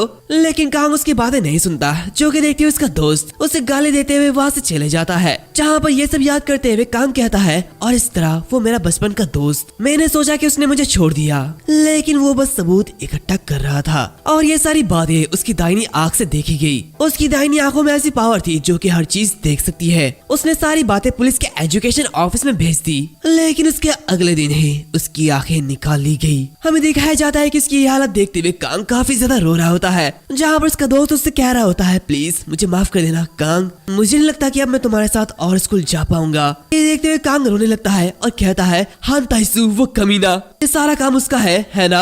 मैं उसे नहीं छोड़ूंगा। तो उसकी बातें सुनते हुए उसका दोस्त कहता है, तुम कुछ नहीं करोगे। तो कांग उससे कह रहा होता है, तुमने अपनी एबिलिटी को खो दिया है ना? अब तुम क्या करोगे? तो वो उससे कह रहा होता है, इसके बारे में चिंता मत करो, वैसे भी अगर लाइफ कुछ खास नहीं हुई तो मैं आर्मी को ज्वाइन कर लूंगा। इसी के साथ में पर्सन का सीन दिखाया जाता है, जहाँ पर हम देखते हैं कि कांग के सामने उसके दोस्त का सर होता है, यानी कि उसने ही अपने दोस्त को मार डाला। जहाँ पे वो उसके सर को लेते हुए काफी जोर से रो रहा होता है। तभी सारे के सारे मॉन्स्टर उसके ऊपर अटैक कर देते हैं। ये देखते हुए वो काफी तेजी के साथ उन सभी को पलक झपकते ही मार देता है। इसी के साथ सीन चेंज होता है, हमें प्रेसिडेंट के ऑफिस का सीन दिखाया जाता है, जहाँ पर प्रेसिडेंट अपने मैनेजर से कह रहा होता है, आखिर ये क्या है? तो वो मैनेजर कहता है, इस मॉन्स्टर ने क्योंकांगल के मास्टर और जापान के प्राइम मिनिस्टर को मार डाला है, यही पर्सन इन सारी तबाही का जिम्मेदार है। जहाँ पर इन्वेस्टिगेशन के बाद हमने ये डिसाइड किया कि हमें इसे मार देना चाहिए। तो वो प्रेसिडेंट कह रहा होता है, लेकिन आखिर हमारे लोगों को क्यों मार रहा है? तो मैनेजर कहता है, यह हम नहीं जानते, लेकिन इससे भी ज्यादा इम्पोर्टेंट बात यह है कि इससे बाकी के मॉन्स्टर्स भी नहीं मार सकते हैं। इसी के साथ ये ब्लड गेट्स ये दुनिया भर में फैलने लगे हैं, हम अब और देर नहीं कर सकते हैं। तो प्रेसिडेंट कह रहा होता है, तो फिर हमारे हंटर्स के बारे में क्या?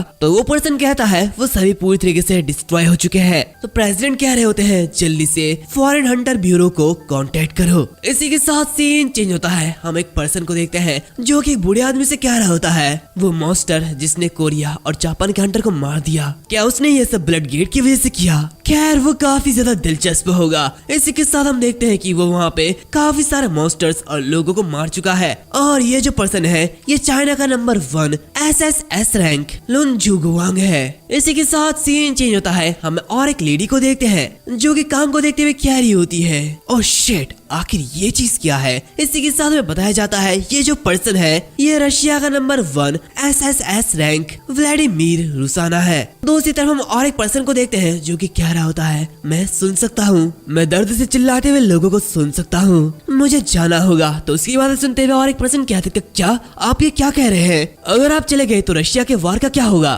तो वो जो हंटर होता है वो उड़ते हुए कहता है, वार। इसी के साथ वो वहाँ पे एक बड़ा सा धमाका करता है और कहता है, ये तो खत्म हो चुका है। इसी के साथ में बताया जाता है, ये अमेरिका का number 1 SSS rank Steven Lucas है। सीन चेंज होता है। हम कांग को देखते हैं जो कि उन्हीं मॉन्स्टर्स को मारते हुए कह रहा होता है, उस ब्लड गेट के अंदर मैंने 5 साल बिताए, जहाँ ना तो मैं खा सकता था, ना ही कुछ पी सकता था, और ना ही मैं सो सकता था। मैं लगातार स्ट्रगल करता रहा सिर्फ जिंदा रहने के लिए। मैं पूरी तरीके से मर गया था, और हर बार जब मैंने अपनी रैशनैलिटी को खो दी तब मॉन्स्टरिफिकेशन होना शुरू हुआ, और तब मुझे सिर्फ 2 ही फेस दिखाई दे रहे थे। हॉस्पिटल पर लेटी हुई मेरी मॉम और उस कमीने का फेस जिसने ये सब किया था। और इस तरह मैंने अपने गुस्से को फिट किया और मॉन्स्टरिफिकेशन को रोका, और अब ये ब्लड गेट से निकलने वाली माना ये बहुत ही ज्यादा स्ट्रांग होती जा रही है, और जैसे जैसे मैं इसके करीब जाता हूँ इसे कंट्रोल करना और भी ज्यादा मुश्किल होते जाता है। उस वजह से मैंने यहाँ पर कई सारे लोगों को मार दिया, मासूम लोग, बेगुनाह लोग जिसकी यहाँ पे कोई भी गलती नहीं थी। क्या मैं इस सारे पाप का प्रायश्चित कभी कर पाऊंगा? वह ये कहते हुए आगे बढ़ रहा होता है कि तभी अचानक से उसके ऊपर एक अटैक होता है, जहाँ पर उसके सर के टुकड़े टुकड़े हो जाते हैं, और इसी के साथ हम देखते हैं कि वहाँ पर एक हंटर आता है जो कि और कोई नहीं बल्कि स्टीवन लूकस होता है। और हमें इसके बारे में बताया जाता है जिस साल इस दुनिया में गेट्स अपीयर हुए थे उस दिन क्रिसमस के दौरान हमें एक चर्च का सीन दिखाया जाता है, जहाँ पर हम देखते हैं कि उसके अंदर स्टीव लूकस वहाँ का फादर होता है, जहाँ पर वो क्रिसमस को अटेंड कर रहा होता है। लेकिन तभी वहाँ पर काफी सारे गेट्स अपीयर हो जाते हैं और मॉन्स्टर्स बाहर निकलने लगते हैं। वहाँ पर कोई भी हंटर्स नहीं था, जहाँ पर ये देखते लूकस सभी लोगों से कह रहा होता है सभी लोग जल्दी से ये जगह छोड़ दो, दरवाजे का यूज करो और यहाँ से निकलो। तो हर एक पर्सन कह रहा होता है फादर आपको भी यहाँ से जल्दी से निकल जाना चाहिए। लेकिन तभी एक मॉन्स्टर उसके ऊपर अटैक कर देता है। तभी हम देखते हैं कि अचानक से उस मॉन्स्टर पर एक जबरदस्त अटैक होता है और उसके टुकड़े टुकड़े हो जाते हैं। सारे के सारे मॉन्स्टर एक ही अटैक में मारे जाते हैं, और इसी के साथ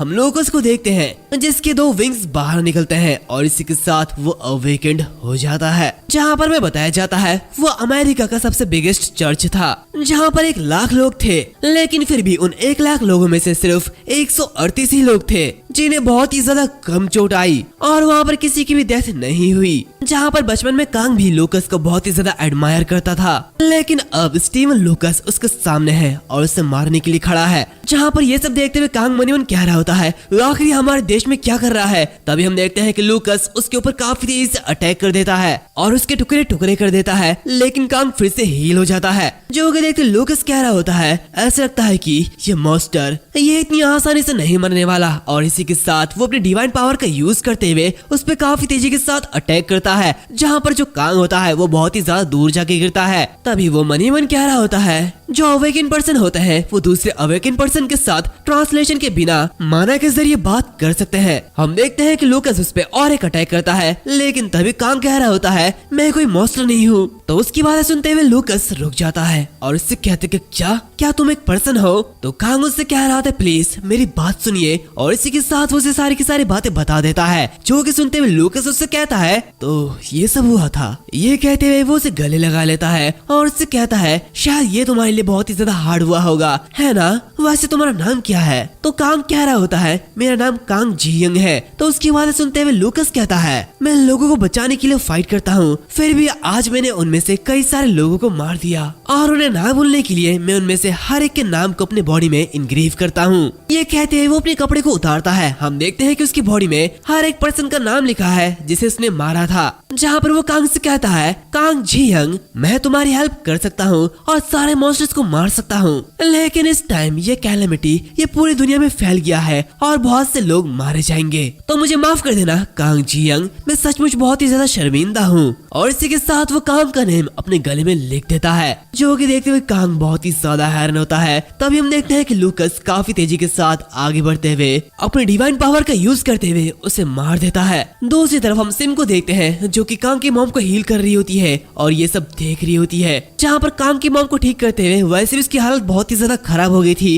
लेकिन ये सब देखते हुए उसकी हालत अब और ज्यादा खराब हो चुकी है। दूसरी तरफ सीन चेंज होता है। हम SS रैंक हंटर रोसाना को देखते हैं जो कि ये सब देखते हुए कह रही होती है लानत है लूकस वो कमीना पागल हो चुका है, उसने बैटलफील्ड पर सभी लोगों को मार डाला और कोरिया चला गया, क्या वो इस समय अपनी पावर को बचा रहा है? तभी हम देखते हैं कि एक सोल्जर उसे रिपोर्ट करते हुए कह रहा होता है हम लोगों ने अपनी 80% फोर्सेस खो दी है, यूर हाइनेस फ्रंट लाइन पर बने रहना ये हमारे लिए इम्पॉसिबल है, और इस रेट पर अमेरिकन रशियन हंटर्स हमें मार डालेंगे। तभी हम देखते हैं कि वो भी मर जाता है, जो कि देखते हुए रुसाना काफी ज्यादा गुस्सा होती है। इसी के साथ सीन चेंज होता है। हम हान ताइसू और उस लड़की को देखते हैं, जहाँ पर वो लड़की कह रही होती है अगर हम उस आर्केटिक मॉन्स्टर को पकड़ सके तो ये काफी ज्यादा अच्छा होगा। इसी के साथ हम देखते हैं कि वो दोनों उसी चर्च पे आते हैं जहाँ पे उनके सामने कोई होता है, और इसी के साथ हान ताइसू कहता है मैं उसे तुम्हारे लिए जरूर पकड़ूंगा। हमें रशिया के नंबर 1 एसएसएस रैंक व्लादिमीरा रुसाना को दिखाया जाता है, जहां रशिया के 80% फोर्सेस तबाह हो चुके हैं, और अगर ऐसे चलता रहा तो अमेरिका के हंटर्स जीत जाएंगे। ये सब देखते रुसाना काफी ज्यादा गुस्सा होती है और कहती है शिट, अगर हम उस आर्केटिक मॉन्स्टर को कैप्चर कर सकते तो हम जीत जाते। तभी हम देखते हैं कि वहाँ पर हान ताइसू आता है और कहता है वो मॉन्स्टर मैं उसे तुम्हारे लिए पकड़ लूंगा। इसी के साथ हमें उस मॉन्स्टर के बारे में बताया जाता है, आर्केटिक मॉन्स्टर ये दुनिया का सबसे पहला एसएसएस रैंक्ड मॉन्स्टर है, और इसके ओपिनियंस के साथ रशिया का आर्केटिक बेस ये पूरी तरीके से तबाह हो गया, जहाँ पर रशियन गवर्नमेंट जो कि इस गेट और यहाँ के मॉन्स्टर को इग्नोर कर रही थी, उन्होंने इससे लड़ने के लिए अपने सारे के सारे फोर्सेस को दांव पर लगा दिया, लेकिन वो लोग फिर भी फेल हो गए। जहाँ पर कुछ काम ना आने पर उन्होंने आखिर में न्यूक्लियर बॉम्ब्स का यूज किया। नेशन के सारे अटैक्स यूज हो गए, लेकिन फिर भी वो मॉन्स्टर मरा नहीं। जहाँ पर इतने सारे न्यूक्लियर अटैक की वजह से वहाँ पर रेडियो एक्टिव कॉन्टेमिनेशन फैलने लगी, और इसी की वजह से रशिया का नॉर्थ प्लेस मॉन्स्टर्स के लैंड में बदल गया। जहाँ पर इसके बाद अपने फंड को रिकवर करने के लिए उन्होंने अमेरिका के अगेंस्ट वॉर को डिक्लेयर कर दिया। इसी के साथ हमें प्रेजेंट का सीन दिखाया जाता है, जहाँ पर हम हान ताइसू को देखते हैं जो कि रुसाना के सामने आते हुए कह रहा होता है वो मॉन्स्टर मैं उसे आपके लिए मार डालूंगा। जिसे देखते हुए रुसाना कहती है क्या तुम एक कोरियन एस रैंक हंटर, ये क्या बकवास है। ये कहते हैं वो गुस्से में खड़ी हो जाती है और कहती है यहाँ पर तुम बिना किसी परमिशन के आ गए हो और ये कह रहे हो कि तुम एक एस रैंक हंटर जो कि एक एसएसएस रैंक आर्केटिक मॉन्स्टर को हरा सकता है, क्या बकवास है। ऐसा लगता है कि तुम खुद मरना चाहते हो। ये कहते हुए वो अपनी स्पिरिचुअल प्रेशर को इंक्रीज करती है और उनके ऊपर प्रेशर डालती है, जिसकी वजह से हान ताइसू और वो लड़की नीचे झुक जाते हैं। जहाँ पर हान ताइसू कहता है तुम यहाँ पर हो ये सब उस मॉन्स्टर की वजह से है, और मैंने ये भी सुना कि अमेरिका ने तुम्हारा बुरा हाल कर दिया है। तो उसकी बातें सुनते हुए रुसाना से कहती है तुम कभी नहीं कही कि तुम्हारी ये बोलने की हिम्मत कैसी हुई। ये कहते हुए वो प्रेशर को और भी ज्यादा बढ़ा देती है। तभी हान ताइसू बहुत ही गुस्से में कहता है मैं उसे हरा सकता हूँ। रुसाना उससे कहती है तुम जैसा एक लो रैंक का हंटर आखिर रेडियो एक्टिविटी के अंदर कैसे जाएगा, क्या तुम अंदर जा सकते हो। तो हान ताइसू कहता है हाँ मैं अंदर जा सकता हूँ। वो उससे कह रही होती है कि तुम्हारे पास कोई शील्ड है, और अगर होगी भी तो भी ऐसी कोई चीज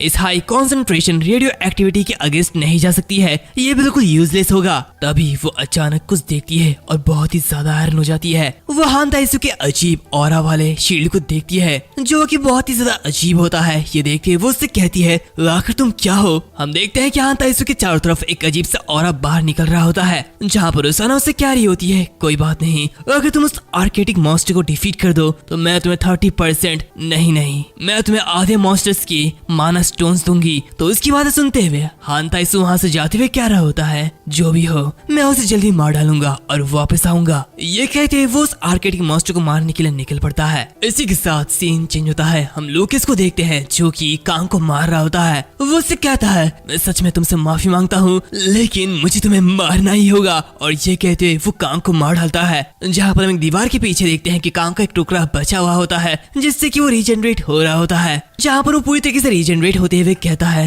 ये चीज मैं इसे फेस नहीं कर सकता हूँ, आखिर मुझे भी क्या करना चाहिए। तभी हम देखते हैं कि लूकस उसके सामने आ जाता है और फिर से उसे गले लगाते हुए उसे मारने की कोशिश करता है। जहाँ पर वो उसे मारते हुए कहता है तुम जैसे चाहे वैसे मुझे हर्ट कर सकते हो, अगर तुम्हें इससे अच्छा महसूस होता है तो तुम ऐसा करो। तो कांग कहता है नहीं मैं ऐसे नहीं कर सकता। तो लूकस कहता है लेकिन अगर तुम्हारी रीजनरेशन भी लिमिटलेस होगी लेकिन फिर भी मैं तुम्हें मारता रहूंगा, हर बार मारता रहूंगा। ये देखते हुए कांग कहता है नहीं ऐसा मत करो। इसी के साथ वो हमें बताता है मेरी एबिलिटी एक्सोस्केलेटन मैनिफेस्टेशन है, जहाँ पर मैं अपने स्किन को एक्सोस्केलेटन के साथ कवर कर सकता हूँ। लेकिन जब ये प्रोसेस शुरू होता है तो इससे मुझे बहुत ही ज्यादा दर्द होता है, ये बहुत ही ज्यादा दुखता है। हर एक बार जब मैं रीजनरेट होता हूँ या फिर जब मैं मरता हूँ तो मुझे वो सारी चीजें महसूस होती है जो कि एक इंसान को महसूस होती है। ये मेरे लिए बहुत ही ज्यादा दर्दनाक है, लेकिन मैं उसे रिवेंज या फिर होप के जरिए सह लेता हूँ। हालांकि लूकस के इंस्टेंट डेथ अटैक ये बहुत ही ज्यादा खतरनाक है, जिसकी वजह से मेरी रीजनरेशन इमीडिएटली रिपीट करनी पड़ रही है। ये इजीली उन सारे के सारे पेन को सरपास पास कर जा रही है जिसे मैंने पहले सहा था। इसी के साथ हम देखते हैं कि वो जितनी बार रीजनरेट होता है उतनी ही बार लूकस उसे मारते जाता है और ये प्रोसेस सिर्फ 1-2 बार या फिर 100 बार नहीं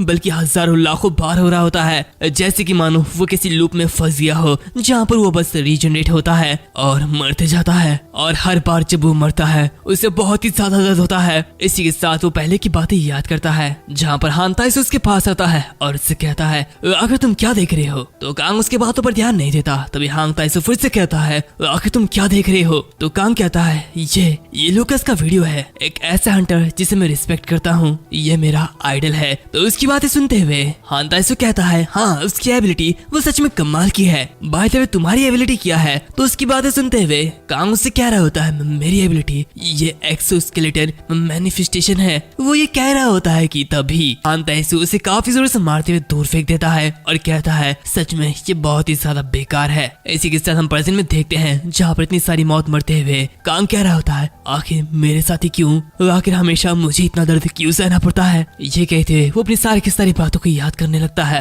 वो कहता है आखिर मैंने किया ही क्या है, आखिर मेरे साथ ऐसा क्यों होता है। तभी उसके अंदर का छोटा वाला कांग उससे कहता है यहीं पर ही रुक जाओ, लूकस सही है, अगर हम जिंदा रहे तो हमारी वजह से कितने सारे इनोसेंट लोगों की जान जाएगी, लेकिन अगर हम मर जाएंगे तो हमारी मॉम वो जिंदा रहेगी और यही हमारे लिए काफी है। तभी कांग बहुत ही जोर से चिल्लाते हुए कह रहा होता है बकवास करना बंद करो और इसी के साथ वो लूकस पर अटैक करता है जहाँ लूकस तो उसे आसानी से मार देता है लेकिन कांग भी उसे चोट पहुंचाने में कामयाब होता है। और इसी के साथ हम देखते हैं कि ये सब लाइव ब्रॉडकास्ट हो रहा होता है, हर कोई ये फाइट देख रहा होता है। इसी के साथ हमें एक जगह लूकस के बेटे को देखते हैं जो कि अपने ही डैड को देख रहा होता है। इसी के साथ सीन चेंज होता है, हम सिम को देखते हैं जिसकी हालत बहुत ही ज्यादा खराब होती है लेकिन वो फिर भी कांग के मॉम को हील कर रही होती है। जहाँ पर ये देखते हुए वो दूसरी लेडी कह रही होती है प्रेसिडेंट प्लीज रुक जाइए, अगर आप ज्यादा करेंगी तो आपको दिक्कत हो सकती है। यहाँ पर हम देखते हैं कि सिम के आंखों से, मुंह से, नाकों से खून निकल रहा होता है और अचानक से वो नीचे गिर जाती है। ये देखते हुए वो लेडी उसके पास आती है और उससे कहती है प्रेसिडेंट कि क्या तुम ठीक हो। तो यहाँ पर हम देखते हैं कि कहती है ये ट्रीटमेंट खत्म हुआ। इसी के साथ हम देखते हैं कि कांग की मॉम की आंखें खुलती है। सीन चेंज होता है, हमें रशिया का सीन दिखाया जाता है जहाँ पर हम हानताइसो को देखते हैं जो कि आगे बढ़ रहा होता है। वो कहता है कांग जी हूँ वो कमीना, वो लूकस के साथ फाइट कर रहा है, ये पागलपन है। इसी के साथ हम देखते हैं कि वो उसी आर्केटिक मॉन्स्टर के सामने होता है। दूसरी तरफ हम कांग को देखते हैं जो कि हर बार जब रीजनरेट होता है तो उसकी पावर और भी ज्यादा बढ़ जाती है, उसके अंदर से बहुत ही ज्यादा माना बाहर निकल रही होती है। तो उसे देखते हुए लूकस कहता है ये माना ये बहुत ही ज्यादा है, तो सोचो आखिर तुम्हें कितना ज्यादा दर्द होगा। और इसी के साथ वो फिर से कांग को मारने की कोशिश करता है जहाँ पर हम देखते हैं कि कांग उसे मारने की कोशिश करता है लेकिन लूकस उसे डॉज कर लेता है और काफी तेजी से उसके पीछे से उसके ऊपर अटैक करता है और वो अपने हाथ को ही उसके सर के अंदर घुसाड़ देता है। जहाँ पर वो कह रहा होता है कई बार बस किसी को सुनने की जरूरत होती है, ये बहुत ही ज्यादा मदद करती है, इसलिए मैं हर किसी की बात सुनता हूँ। ये कहते हुए एक अजीब सी टेक्निक का यूज करता है और उसके ब्रेन को अपने हाथों से पकड़ लेता है। जहाँ पर जैसे ही कांग उसे मारने के लिए आगे बढ़ता है वैसे ही उसके सर के 2 टुकड़े हो जाते हैं। और ये सब देखते लूकस कहता है जब से मुझे एबिलिटी मिली है तब से लगातार मैं ये आवाजें सुनते आ रहा हूँ, लोगों की दर्द की चीख, बीमारी या फिर किसी क्राइसिस में पड़े हुए लोगों की आवाजें, मैं ये सारी आवाज सुन सकता हूँ। यहाँ तक कि मैं एम्बॉडिंग होप, सपोर्ट और हैप्पीनेस की आवाजें भी सुन सकता हूँ। और इसी के साथ वो उसे अपने हाथों से कुचलने की कोशिश करता है जहाँ पर कांग बहुत ही मुश्किल से उसके अटैक को काउंटर करता है और काफी तेजी के साथ उसके ऊपर अटैक करता है लेकिन लूकस उसके अटैक को फिर से डॉज कर लेता है। जहाँ पर कांग फिर से उसके ऊपर अटैक करता है लेकिन इस बार लूकस जस्ट अपने एक उंगली से ही उसे रोक लेता है जहाँ पर वो उसके सर पे क्रूज का निशान बना देता है। जहाँ पर लूकस एक अजीब सी स्पेल को कास्ट करते हुए कांग को क्रूज जैसा बना देता है और ऐसे वो काफी सारे स्पेल पढ़ते जाता है जिससे कि कांग का दिमाग खराब होने लगता है, वो अपने आप को ही हर्ट करने लगता है जहाँ पर वो अपने आप को ही मारने लगता है। तभी अचानक वो रुक जाता है और कहता है रुको आखिर मैं क्या कर रहा हूँ। वो ये कह रहा होता है कि तभी वो अपने एक आंख को फोड़ देता है जहाँ पर वो कहता है ये सच में बहुत ही ज्यादा पेनफुल है, मुझे उससे डर लग रहा है, क्या ये सब रिस्पेक्ट की वजह से है या फिर फेथ लेकिन जो भी हो ये सब तुम्हारी वजह से हो रहा है लूकस, तुम कमी नहीं कही के। हम देखते हैं कि हर कोई लूकस के लिए प्रे कर रहा होता है, जहाँ पर लूकस कांग को पूरी तरीके से कुचल देता है। सीन चेंज होता है, हम हान ताइसी को देखते हैं जो कि ये सब देखते हुए क्या रहा होता है। शिट, ये सच में काफी ज्यादा स्ट्रॉन्ग है। हम देखते हैं कि वो आर्केटिक मॉन्स्टर अपने टेंटिकल से उसे पकड़ लेता है और उसे खाने के लिए आगे बढ़ता है, जहाँ पर ये देखते हुए हान ताइसी कहता है ऐसा नहीं हो सकता, यहाँ तक कि वो आर्केटिक मॉन्स्टर उस अमेरिकन बास्टर्ड के सामने कुछ भी नहीं है, और अगर मैं इस चीज को नहीं मार सकता तो मैं उस पर्सन यानी कि कांग को भी नहीं मार सकता। मुझे इसे मारना होगा ताकि मैं उस कांग को खुद से मार सकूं। सीन चेंज होता है, हम लूकस को देखते हैं जिसके सामने अचानक से कांग फिर से रीजनरेट हो जाता है और वो उसके ऊपर अटैक करता है, लेकिन लूकस उसे बहुत ही जोर से हिट करता है और उसे काफी ज्यादा दूर फेंक देता है, जहाँ पर कांग नीचे जाते हुए एक गटर में जाके गिरता है। उसकी हालत बहुत ही ज्यादा खराब होती है। तब इसके सामने एक लेडी आती है जो कि और कोई नहीं बल्कि उसकी मॉम होती है, और वो उसे देखते हुए कह रही होती है मेरे बच्चे। कांग की हालत बहुत ही ज्यादा खराब होती है। वो अपनी मॉम को देखता है और रोने लगता है। मॉम, क्या ये तुम हो? इसी के साथ हमें पास का सीन दिखाया जाता है, जहाँ पर हम देखते हैं कांग की मॉम उसे देखकर घबरा जाती है। उसके हाथों पे जो खाना होता है वो नीचे गिर जाता है, जहाँ पर वो देखती है कि कांग उसके सामने रो रहा है और उसके हाथों से खून निकल रहा है, जहाँ पर वो रोते हुए कहता है मॉम, मुझे लगता है कि मैं अवेकन हो चुका हूँ। हम देखते हैं कांग ने अपने हाथ को जानबूझ के काटा है, लेकिन चूंकि उसकी पावर अवेकन हो चुकी है तो जहाँ पर वो अपने हाथ को काटता है वहाँ से काफी सारे बोन बाहर निकल आते हैं जो कि उसे हील करने लगते हैं। वहाँ पर जो टीवी होता है उसमें भी एक हंटर का इंटरव्यू चल रहा होता है, जहाँ पर कांग अपनी मॉम को गले लगाते हुए कहता है मॉम, मैं एक हंटर बनूंगा, मैं एक हंटर बनूंगा और बहुत सारे पैसे कमाऊंगा। इसी के साथ सीन प्रेजेंट में आता है, जहाँ पर वो हंसते हुए अपने मॉम को पुकारता है, लेकिन उसकी मॉम उसे देखकर डर जाती है और वहाँ से भागने लगती है। कांग चिल्लाते हुए कहता है मॉम, ये मैं हूँ, आपका बच्चा कांग जीहोंग, अब मुझसे दूर क्यों भाग रही है? ये कहते हुए वो आगे बढ़ते हुए अपने मॉम के हाथों को पकड़ता है, लेकिन उससे उसकी मॉम जख्मी हो जाती है और काफी जोरों से नीचे गिर जाती है। कांग उससे कहता है मॉम, क्या आप इस चीज की वजह से भाग रही है? नहीं, ये चीज मैं नहीं हूँ। ये कहते हुए वो काफी जोरों से चिल्लाता है। उसकी मॉम काफी ज्यादा घबरा जाती है। वो उसे देखते हुए उसे काफी जोर से पंच करती है, जिससे कांग का चेहरा बिगड़ जाता है। तभी वहाँ पर लूकस आता है और उसे देखते हुए कहता है अपने माँ के बारे में तुमने जो मुझे स्टोरी बताई थी तो वो एक झूठ था। यहाँ पर कांग उसकी बातों पे ध्यान नहीं देता। वो बार बार अपने मॉम को पुकार रहा होता है मॉम, मेरी बात सुनो। लूकस उसे मारने के लिए आगे बढ़ता है, तभी अचानक से कांग अपने एक स्ट्राइक के साथ उसके गले को धड़ से अलग कर देता है। तभी लूकस के मुंह से एक अजीब सी चीज बाहर निकलती है, जो कि सीधा जाते हुए कांग के मुंह के जरिए उसके अंदर घुस जाती है। दूसरी तरफ उसकी जो मॉम होती है वो उसकी भयानक चेहरे को देखते हुए बेहोश हो चुकी होती है। तभी अचानक से कांग की पर्सनैलिटी पूरी तरीके से चेंज हो जाती है। उसकी एक्सप्रेशन, उसके बोलने का तरीका पूरी तरीके से चेंज हो जाता है, मानो जैसे वो एक लड़की में बदल गया हो, जहाँ पे वो कह रहा होता है वाह, मुझे ये बॉडी काफी ज्यादा पसंद आया। वेल, हम देखते हैं कांग को एक लड़की कंट्रोल कर रही होती है, जो कि लोके से निकल के डायरेक्ट कांग के अंदर आई है, जहाँ पर हमें उसका पास्ट का सीन दिखाया जाता है, जहाँ पर वो किसी को देख रही होती है। वो कहती है मुझे ताकतवर आदमी बहुत ही पसंद है, लेकिन मैं कमजोर आदमी से नफरत करती हूँ, और ऐसा इसलिए है क्योंकि मैंने जिन आदमियों को मारा है उन्होंने मेरे चाइल्डिशनेस को एक्सेप्ट नहीं किया। हम देखते हैं उसके रूम में काफी सारे आदमी होते हैं जो कि बिना कपड़े के हैं और बिल्कुल मरे हुए हैं। इसी के साथ उन्हें बहुत ही बुरी तरीके से टॉर्चर भी किया गया है। आखिर ये कैसी औरत है? हम देखते हैं वो एक आदमी के प्यार में पागल होती है। वो और कोई नहीं बल्कि लूकस है। उसके कमरे में चारों ओर बस लूकस की फोटो है, जहाँ पर वो भी बिना कपड़ों के हैं और उनके ऊपर लेटी है। वो बार बार लूकस की फोटो देखते हुए उसे आई लव यू कह रही होती है। वो उससे काफी ज्यादा ऑब्सेस्ड होती है, यहाँ तक कि वो उसकी फोटो को चाटने लगती है और कहती है एक दिन मैं तुम्हारे साथ एक होना चाहती हूँ। और इसी के बाद उसकी एबिलिटीज अवेकन हो जाती है, जहाँ पर अपनी पावर को हासिल करने के बाद वो उसी चर्च में जाता है, जहाँ पर लूकस एक फादर के रूप में रहता है। वो पीछे से आते हुए उसकी बॉडी को पूरी तरीके से अपने कब्जे में कर लेता है। उसे एक ऐसी स्किल मिलती है जहाँ पर वो किसी की बॉडी में एक हो सकती है और उसकी बॉडी को कंट्रोल कर सकती है। जहाँ पर प्रेजेंट में हम देखते हैं वो कांग की बॉडी पर कब्जा करते हुए कहती है वाह, ये वही है जो कि मैं हमेशा से चाहती हूँ, एक आदमी जो कि लूकस से भी ताकतवर हो। ये बहुत ही ज्यादा बेस्ट है। वो लूकस के अंदर होती है और उसकी सारी फीलिंग्स को महसूस कर पा रही होती है, यहाँ तक कि वो उसके पास्ट के मेमोरीज को भी देख सकती है, जहाँ पर वो देखती है कि छोटा कांग एक जगह सोया हुआ है, जहाँ पर उसके पास उसकी मॉम नहीं होती बल्कि वो कहीं जा रही होती है। कांग पीछे से आवाज लगाता है मॉम, आप कहाँ जा रही है? लेकिन उसकी मॉम उसे इग्नोर करते हुए वहाँ से भाग रही होती है। ये देखते हुए कांग भी उसके पीछे पीछे आता है। तभी वो नीचे गिर जाता है और जैसे वो नीचे गिरता है उसकी चोट की वजह से उसके बोन्स उसके चेहरे को ढकने लगते हैं। उसकी मॉम इस बदसूरत चेहरे को सह नहीं पाती और वहाँ से भाग जाती है। कांग भी उसके पीछे पीछे भागने लगता है। मॉम प्लीज मुझे ऐसे मत छोड़ो, मैं आपका लड़का हूँ,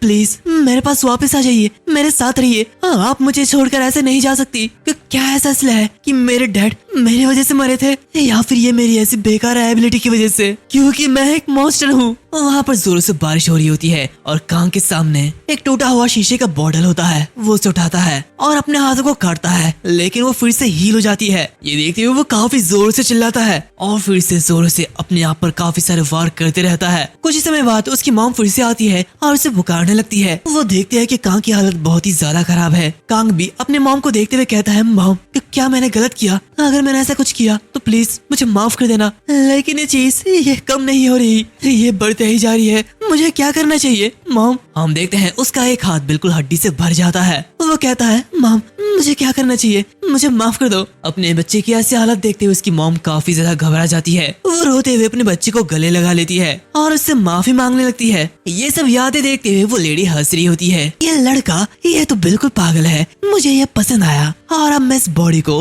अच्छे से मूव कर सकती हूँ। ये कहते हुए वो कांग की बॉडी को लेते हुए डांस करने लगती है। वो काफी ज्यादा खुश होती है और वो जोरों से हंस रही होती है, लेकिन तभी उसे अचानक दर्द होने लगता है। उसे इतना दर्द हो रहा होता है कि उसकी आंखों से आंसू निकल आते हैं। ये क्या हो रहा है? शिट, ऐसा नहीं हो सकता, मुझे दर्द हो रहा है। इसकी एक्सोस्केलेटन ये मेरे इंटेस्टाइन में घुस रही है, मेरी मसल्स ये अकड़ रही है, मेरी इंटेस्टाइन्स ये टूट रही है। शिट, ये क्या हो रहा है? ये रिजेनरेट होते ही जा रहा है, मुझे बहुत ही ज्यादा दर्द हो रहा है, ये बहुत ही ज्यादा है। वो काफी जोर से चिल्ला रही होती है, उसे हर एक सेकंड बहुत ही ज्यादा दर्द हो रहा होता है। वो उसे सहन नहीं कर पा रही होती है। तभी कांग उससे कहता है, भाड़ में जाओ तुम बिच। इसी के साथ वो उसे बाहर निकाल देता है। वो लेडी उसे कुछ कहने वाली होती कि तभी कांग उसे बीच से चीर देता है और अपनी मॉम को पुकारता है। दूसरी तरफ हम लूकस को देखते हैं, जिसका सर फिर से जुड़ जाता है और ऐसा इसलिए हुआ था क्योंकि अब तक उसे वो लेडी कंट्रोल कर रही थी और क्योंकि अब वो मर चुकी है तो लूकस के मेमोरीज उसे वापस मिलने लगते हैं। हम उसकी यादों में देखते हैं जब वो चर्च में था और उनके ऊपर काफी सारे मॉन्स्टर्स ने अटैक कर दिया था, तब उसे एक एहसास होता है। वो एक ही पल में पास्ट फ्यूचर प्रेजेंट सब कुछ देख लेता है। आगे क्या होने वाला है, पहले क्या हुआ था, यहाँ तक कि कांग कौन है और कांग का आगे क्या होगा, उसे सब कुछ पता चल जाता है। जैसे मानो उसे ब्रह्मांड का सारा ज्ञान मिल चुका है। उसकी आंखों में आंसू आ जाते हैं और वो कहता है, तो ये तुम्हारी विल है। हम देखते हैं उसे पहले पता था कि वो लेडी उसके पास जरूर आएगी और उसने खुद से ही उसे अपने ऊपर कब्जा करने दिया। हम देखते हैं उसकी रियल बॉडी काफी तेजी के साथ ग्लो करने लगती है। कांग की भी नजर उसके ऊपर पड़ती है और इसी के साथ हम देखते हैं कि लूकस अपने एक नए फॉर्म में आता है। उसकी पावर अब इतनी ज्यादा बढ़ चुकी है कि वो अब किसी गॉड से कम नहीं है। वो गॉड को थैंक्स कहता है, हेवनली गॉड, आपने जो मुझे ट्रायल्स दिया है मैं उसे खुशी से एक्सेप्ट करता हूँ। दूसरी तरफ कांग उसे देखते हुए बहुत ही हैरान होता है, अब ये बड़वा कौन है? तभी लूकस आते हुए उसे गले लगा लेता है और गॉड से कहता है, हालांकि आखिर आपने इस नादान बच्चे को इतना भयानक ट्रायल क्यों दिया? हम देखते हैं लूकस अपनी पावर का यूज करते हुए कांग को वापस नॉर्मल बना देता है। तभी एक भयानक और बहुत ही बड़ा मॉन्स्टर उस टावर को निगलने लगता है, लेकिन लूकस की पावर अब इतनी ज्यादा बढ़ चुकी है कि वो पलक झपकते ही उस मॉन्स्टर के 2 टुकड़े कर देता है। कांग ये देख के बहुत ही ज्यादा हैरान होता है। यहाँ पर ये अटैक ने वहाँ के सारे मॉन्स्टर को अट्रैक्ट कर लिया है। वो सभी मॉन्स्टर उनकी तरफ काफी तेजी से आगे बढ़ते हैं। काफी सारे रेड गेट ओपन हो जाते हैं। तभी लूकस उसे टेरेस पे छोड़ते हुए आसमान में उड़ने लगता है और अचानक एक हेवनली गार्डियन में ट्रांसफॉर्म हो जाता है। इसी के साथ आसमान से ऐसे ही काफी सारे गार्डियंस बाहर आते हैं और उन रेड गेट और मॉन्स्टर्स पर अटैक कर देते हैं। पूरे अर्थ में ये हेवनली गार्डियंस हर जगह पहुंच जाते हैं और सारे मॉन्स्टर्स का सफाया करने लगते हैं। हम लूकस के बेटे को देखते हैं जो कि अपने पास्ट को याद करने लगता है, जहाँ पर वो अपने फादर के साथ होता है। वो आज अपने फादर से कहता है, डैड आज आप प्रे करने मत जाइए। ये कहते हुए वो रो रहा होता है, जो कि देखते हुए लूकस अपने बेटे को गले लगा लेता है और उससे कहता है, चिंता मत करो, कभी ना कभी एक ऐसा टाइम आता है जो पेरेंट्स को अपने बच्चे से अलग होना पड़ता है और एक टाइम पे बच्चे को अकेले ही चलना पड़ता है। लूकस का जो सन होता है वो रोने लगता है। इसी के साथ सीन प्रेजेंट में आता है, जहाँ पर लूकस कांग के सामने होता है। वो उससे कहता है, कांग जियंग, बहुत ही भारी किस्मत तुम्हारा वेट कर रही है। तुम और भी ज्यादा पेन को एक्सपीरियंस करोगे और तुम्हें पहले से बहुत ही ज्यादा दर्द होगा। ये खतरनाक होगा और काफी क्रूअल होगा। हम देखते हैं वो धीरे धीरे गायब हो रहा होता है और एक रेड गेट में बहुत ही खतरनाक मॉन्स्टर दिखाई देता है। यहाँ पर हम देखते हैं लूकस धीरे धीरे खत्म हो रहा है, यानी कि ये उसकी फाइनल फॉर्म थी और इस फॉर्म को इस्तेमाल करने की वजह से अब वो मरने वाला है। वो उस रोशनी में धीरे धीरे गायब होते हुए उससे कहता है, कांग प्लीज अपने ऊपर यकीन रखना और कभी भी भरोसा मत खोना। उसकी आंखों में आंसू होते हैं और मरते हुए आखिरी वक्त वो अपने एक और पास्ट को याद करता है, जहाँ पर वो और उसका बेटा एक हॉस्पिटल में होता है और उसकी वाइफ अपनी आखिरी सांस ले रही होती है। वो इन सारी चीजों को याद करते हुए मन ही मन कहता है, मैंने बहुत आंसू बहाए हैं, अब मेरा जाने का वक्त आ चुका है। और इसी के साथ वो वहाँ पर खत्म हो जाता है। साथ ही हम दूसरी तरफ उसके बेटे को देखते हैं जो उसकी यादों में रो रहा होता है और अपने डैड को आखिरी गुड बाय कहता है। लूकस की वजह से सारे मॉन्स्टर मर चुके हैं और अब ये दुनिया बिल्कुल ठीक हो चुकी है। आसमान साफ हो गया है और सूरज निकल रहा है। दूसरी तरफ हम ताइसू को देखते हैं जो कि उसी गेट में है और उसने उस मॉन्स्टर को मार डाला है, जहाँ पर वो हंसते हुए कहता है, मैं लगभग मर चुका था लेकिन अब मैं इतना ज्यादा ताकतवर हो चुका हूँ कि मैं उसे मार सकता हूँ। ये कहते हुए वो जोरों से हंसने लगता है।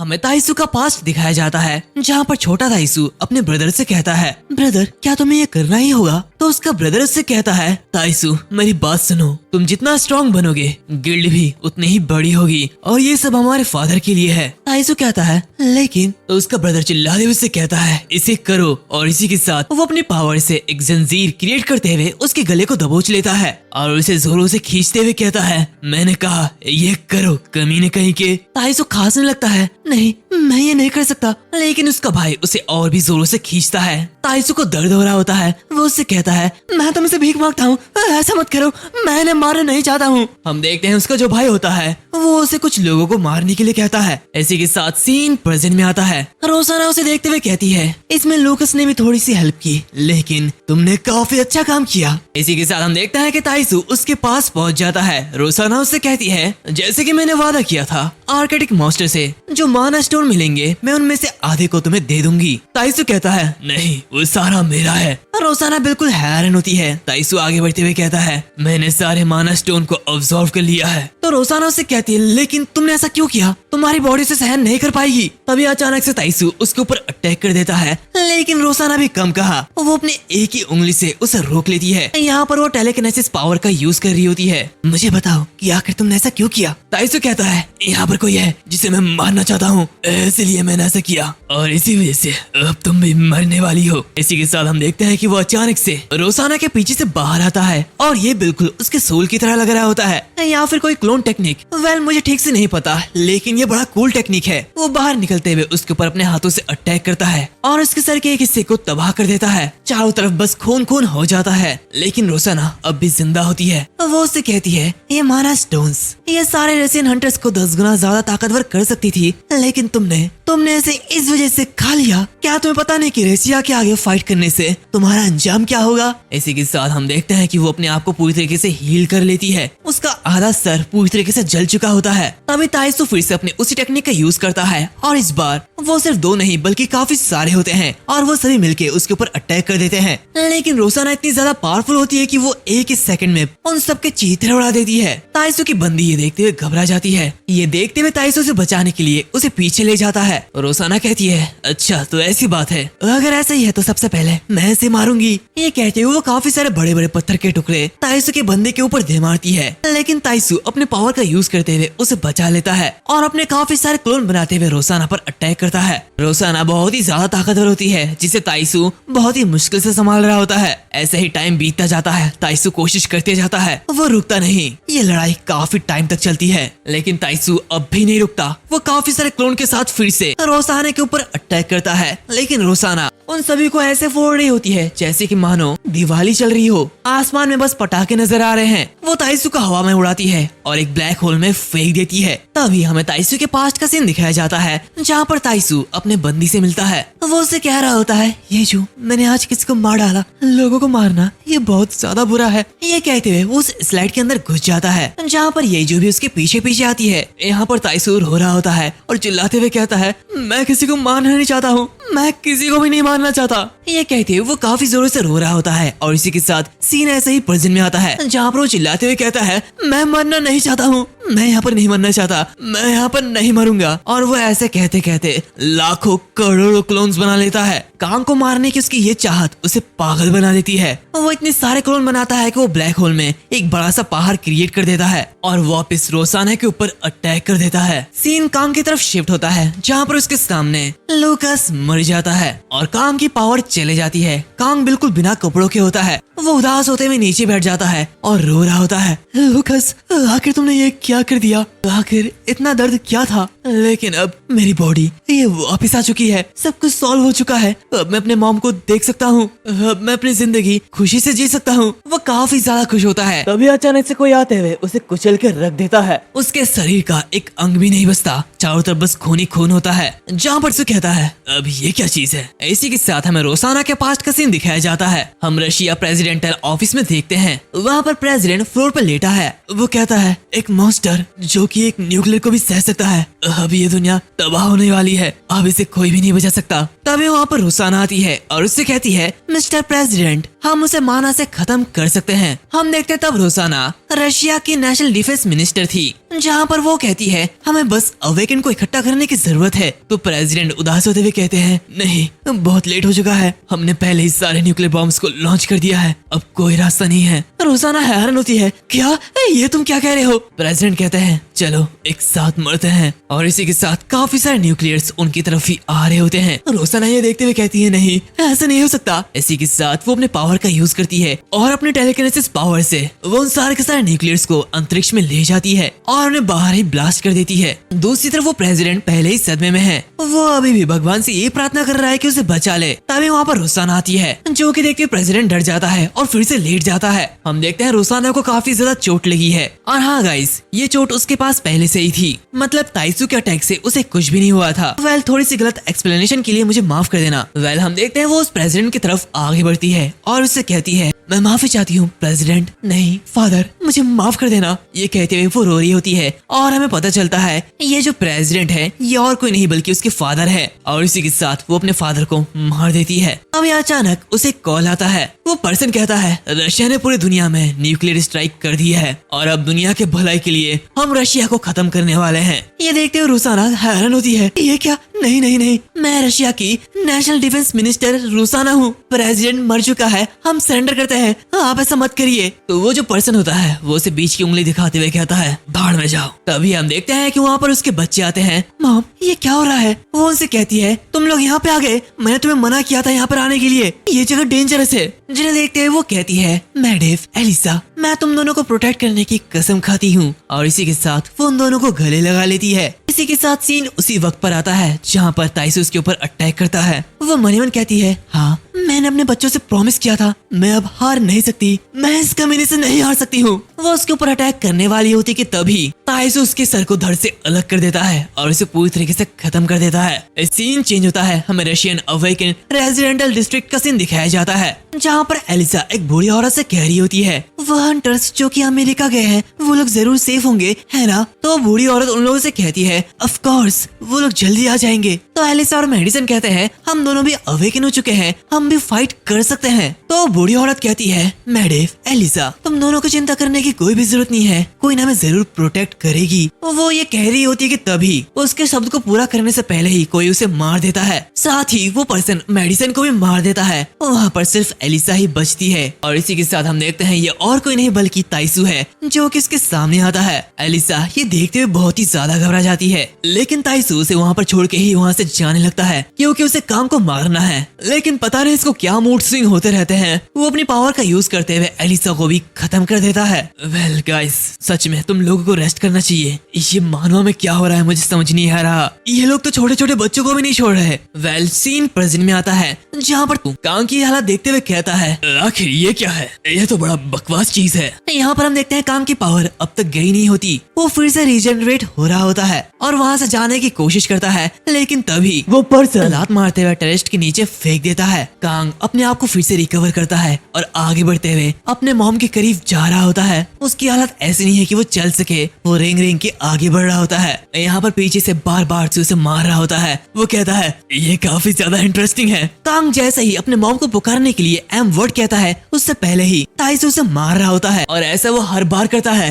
ये तो काफी ज्यादा रिदमिक है, मुझे मजा आ रहा है। ये तो बिल्कुल किसी गाने जैसा लग रहा है। यहाँ पर कांग अभी भी अपने मॉम को पुकार रहा होता है, तो ताइसू कहता है, आखिर तुम्हें क्या हो गया है? तुम जैसा लड़का जो कि इतना बड़ा हो चुका है वह अभी भी अपने मॉम को पुकार रहा है। तू कांगो से कहता है तू कमीना कहेगा, क्या तेरी कोई माँ नहीं है, तू गंदे नाले के कीड़े कहेंगे। वो ये कहता है कि तभी ताइसू उसे लात मारते हुए उसे रेड गेट के अंदर फेंक देता है। इसी के साथ फिर से हमें पास्ट का सीन दिखाया जाता है जहाँ पर कांग की मॉम की आंखें खुलती है। उनकी हालत बहुत ही ज्यादा खराब होती है। सेम उससे कहती है तो तुम जाग गए हो। तो कांग की मॉम कहती है आखिर मैं कहाँ पे हूँ। सेम उससे कहती है ये हंटर एसोसिएशन है, लेकिन अभी हमें यहाँ से निकलना होगा, यहाँ की हालत बिल्कुल भी ठीक नहीं। इसी के साथ वो सभी बंकर के रास्ते बाहर निकल रहे होते हैं जहाँ पर सिम मनीमन कहती है हमें इस बंकर के रास्ते बाहर निकलना होगा। तभी बीच में से वो जो बंकर होता है वो टूट जाता है और उनके सामने कांग आके गिरता है, जिसे देखते हुए उसकी मॉम काफी ज्यादा घबरा जाती है। कांग उसे पुकार रहा होता है लेकिन उसे यकीन नहीं होता कि ये कांग है। ऐसा बदसूरत घिनौना शख्स आखिर उसका बेटा कैसे हो सकता है। और इसी के साथ सीन फिर से प्रेजेंट में आता है। हम देखते हैं उसकी मॉम को होश आता है, वो यही सभी याद कर रही होती है। तो तुम फिर से जाग गए हो, अभी हम लोग एनेक्स बंकर में हैं। तो कांग की मॉम कहती है नहीं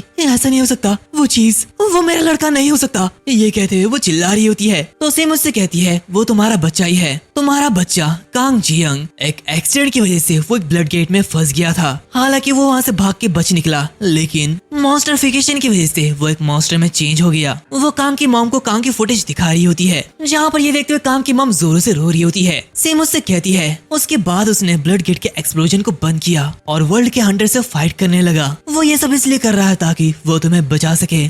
ये सुनते हुए कांग की मॉम शांत होती है और बड़े गौर से अपने बेटे की फुटेज देख रही होती है। दूसरी तरफ कांग की आंखें खुलती है और वो अपने छोटे वाले रूप में होता है। ये देखते वो काफी ज्यादा हैरान होता है, ये क्या है, क्या ये मेरा घर है। वो देखता है कि वो अपने पहले वाले घर में है। क्या मैं वापस आ चुका हूँ, क्या ये सच में मेरा पास्ट है। तभी वो देखता है कि उसके सामने उसकी मॉम खड़ी हुई होती है। वो अपनी मॉम को बुलाता है और कहता है मॉम क्या ये आप हो। तभी उसकी मॉम उसकी तरफ देखती है और वो बिल्कुल कांग की तरह ही लग रही होती है, जो कि काफी क्रीपी सा इस्तेमाल कर रही होती है। इसी के साथ हम देखते हैं कि कांग वही रेड गेट के अंदर होता है। उसकी बॉडी पे अजीब सा रिएक्शन होने लगता है। एक बार फिर से एक ऐसी अजीब चीज होने लगती है जिससे उसे बहुत ही ज्यादा दर्द हो रहा होता है। जहाँ पर वह फिर से एक बार कांग के पास का सीन दिखाया जाता है और ये उसी पल की बात है जब कांग के डैड की मौत हुई थी, जहाँ पर वो अपने मॉम से कहता है मॉम क्या तुम ठीक हो। तो वो उससे कहती है हाँ मैं बिल्कुल ठीक हूँ। कांग कहता है लेकिन मेरी वजह से डैड। तो उसकी मॉम उससे कहती है जियंग सिर्फ स्माइल करो, सब कुछ ठीक हो जाएगा। ये सब याद करते हुए कांग काफी जोर से चिल्ला रहा होता है। उसकी बॉडी में जो रिएक्शन हो रहे होते हैं वो उसे सहन नहीं कर पा रहा, लेकिन अपने मॉम की बातों को याद करते हुए वो हंस रहा होता है और फिर से अपने वही रूप में वो वापिस आ जाता है और उसी गेट से बाहर निकलते हुए ताइसी के ऊपर जंप कर देता है और बहुत ही जोरों से हंसते हुए कह रहा होता है ये क्या हो गया,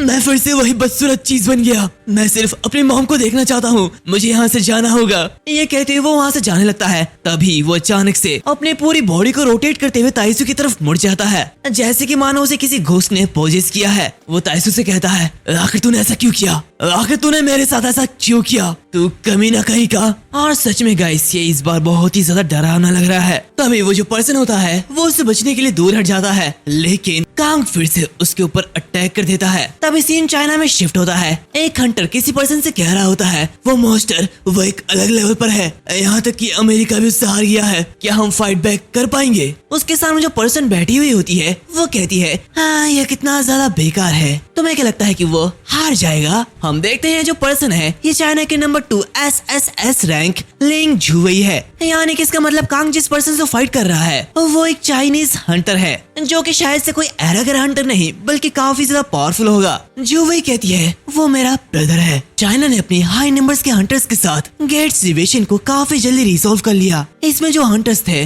वो नेशन के कंट्रोल से बच निकले और एक साथ मिलके एक नए जनरेशन को स्टार्ट किया, जिसमें Shaolin monastery S rank Tan Huaji, shaman sect SS rank Pei Yunchen, MA sect से SS rank Zhao Yu, beggar sect से SS रैंक फैंग शाओविन और माउंट हुआ सेक्ट से SSS रैंक जुआ आओमिन, ये सभी शामिल थे। हालांकि वो सभी 2 लोगों के हाथों मारे गए। हम देखते हैं कि उन सारे के सारे हंटर्स को सिर्फ 2 लोगों ने ही खत्म किया है। एक तो लिंग झुवी है और दूसरा उसका ब्रदर, जहाँ पर झुवी उससे कहती है तुमने सभी को मार डाला है और मैं उन्हें अपने स्लेव्स में रिवाइव कर रही हूँ। तो क्या इस तरह हम चाइना को यूनिफाई करेंगे? तो उसका ब्रदर कहता है हाँ बिल्कुल, और इसी के साथ वो दोनों मिलके एक आर्मी क्रिएट कर लेते हैं और ऐसे ही चाइना को यूनाइट करते हैं। दूसरी तरफ हम देखते हैं चाइना का वो हंटर कांग से फाइट कर रहा होता है, जहाँ पर वो कहता है मैं यहाँ पर इसलिए आया हूँ क्योंकि मैंने सुना है कि तुम बहुत ही ज्यादा स्ट्रांग हो और सच में यहाँ पर मेरा आना ये वर्थ इट था।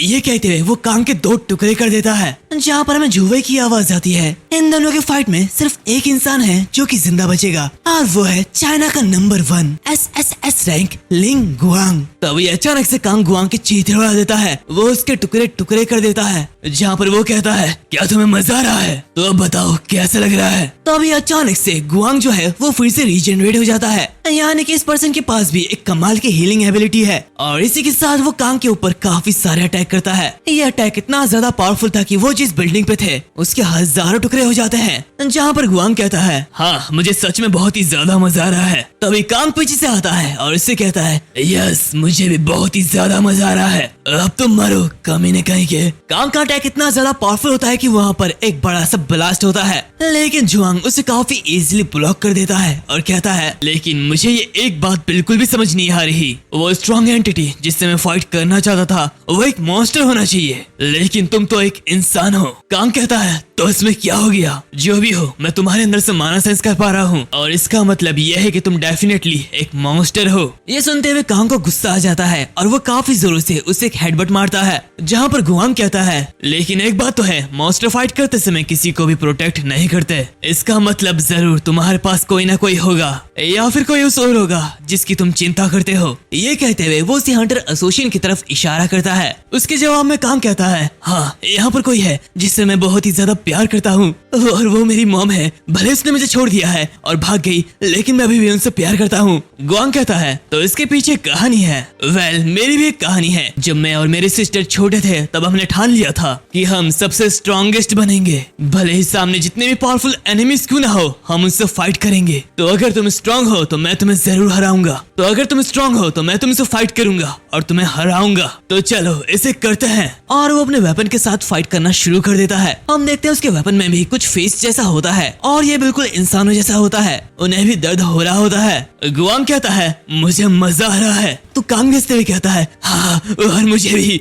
इसी के साथ वो उसके वेपन के 2 टुकड़े कर देता है और उसके हाथों में उस अजीब से दिखने वाले वेपन का एक आंख आ जाती है, जहाँ पर गुआंग कहता है ये एक ईगो स्वॉर्ड है, हंटर्स के लाशों को यूज करके एक ब्लैक स्मिथ ने इसे मेरे लिए बनाया था, ये बढ़िया है ना? तो कांग आगे बढ़ते हुए कहता है सच में ये काफी ज्यादा कूल है। ये कहते हुए वो उसके ऊपर अटैक कर देता है। गुआंग भी उसके सर के धड़ को अलग कर देता है, लेकिन पलक झपकते ही कांग फिर से रीजनरेट हो जाता है और उसे दीवारों पे पटक देता है। तभी वहाँ पर एक बूढ़ा पर्सन आता है जो कि गुआंग को पुकारता है। इसे कोई आम इंसान मत समझना, ये एक S रैंक ब्लैक स्मिथ है, गैल यागबोंग, जो कि उसके लिए वो लाशों के वेपन बनाता है। गुआंग उसे देखते हुए कहता है ओह बुड्ढे, तो तुम यहाँ पर आ चुके हो, क्या तुमने उन हंटर्स के लाशों को इकट्ठा कर लिया है? तो बुड्ढा कहता है हाँ यहाँ पर काफी सारे हैं, ये लगभग 40 के आसपास होगा। तो गुआंग कहता है अब सब कुछ तुम पर डिपेंड करता है। ये कहते हुए वो कांग के साथ फाइट करना शुरू कर देता है। यहाँ पर वो बुड्ढा उनके लाशों को कुचलते हुए वेपन को फोर्ज करना शुरू कर देता है, जहाँ पर वो जो लाशें होती है वो अभी भी जिंदा होती है, उन्हें दर्द हो रहा होता है और वो चिल्ला रहे होते हैं, जहाँ पर काफी समय बाद वो एक बड़ा वेपन क्रिएट कर देता है जो कि एक बड़े कांटेदार गोले जैसी होती है। ये देखते हुए गुआंग कहता है ये तो मास्टरपीस है,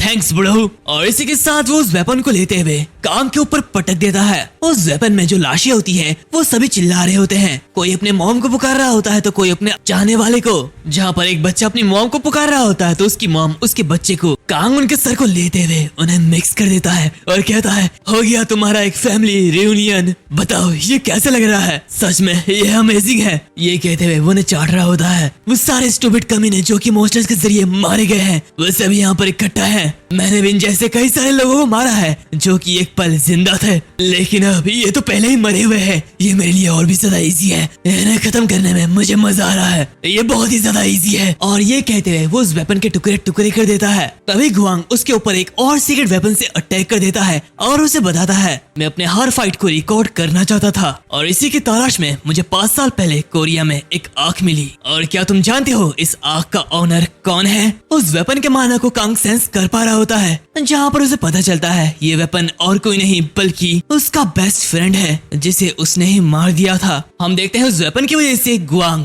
कांग के बेस्ट फ्रेंड की सारे पास्ट मेमोरीज को देख पा रहा होता है, जहाँ पर उसे पता चलता है कि कांग के साथ क्या क्या हुआ। उसे पता चलता है कि कांग कितना भगोड़ा था। वो उससे कहता है तो तुम फाइट भी नहीं कर पाए और भाग गए, तुम एक घिनौना कीड़ा हो। और इसी के साथ वो वहाँ से जाने लगता है और जाते जाते कांग के हजारों टुकड़े कर देता है और वहाँ से निकल जाता है। तभी हम कांग के कॉन्सियसनेस में देखते हैं उसे अपने दोस्त के लिए काफी ज्यादा बुरा लग रहा है और वो अपने सामने अपने दोस्त को ही देखता है। वो उसके सामने झुक जाता है और रोने लगता है। तो उसका दोस्त उसके पास आता है और उससे कहता है दोस्त सब ठीक है, हम दोस्त हैं, है ना? तुम्हें रोने की कोई भी जरूरत नहीं है। लेकिन आखिर तुमने मेरे साथ ऐसा क्यों किया? मैं तो बस तुम्हारी हेल्प करना चाहता था, आखिर तुमने मुझे क्यों मार डाला? ये कहते वो कांग के सामने चिल्ला रहा होता है और ऐसे ही कई सारे लोगों की आवाज कांग के कानों में गूंज रही होती है। वो मेंटली पूरी तरीके से खत्म हो जाता है, उसे दोहरे पड़ रहे होते हैं, वो चिल्ला रहा होता है। वो इतना ज्यादा पागल हो जाता है कि वो अपने गले को ही काट लेता है। वो बार बार रीजनरेट होता है लेकिन फिर से वो अपने आप को मारने की कोशिश करता है।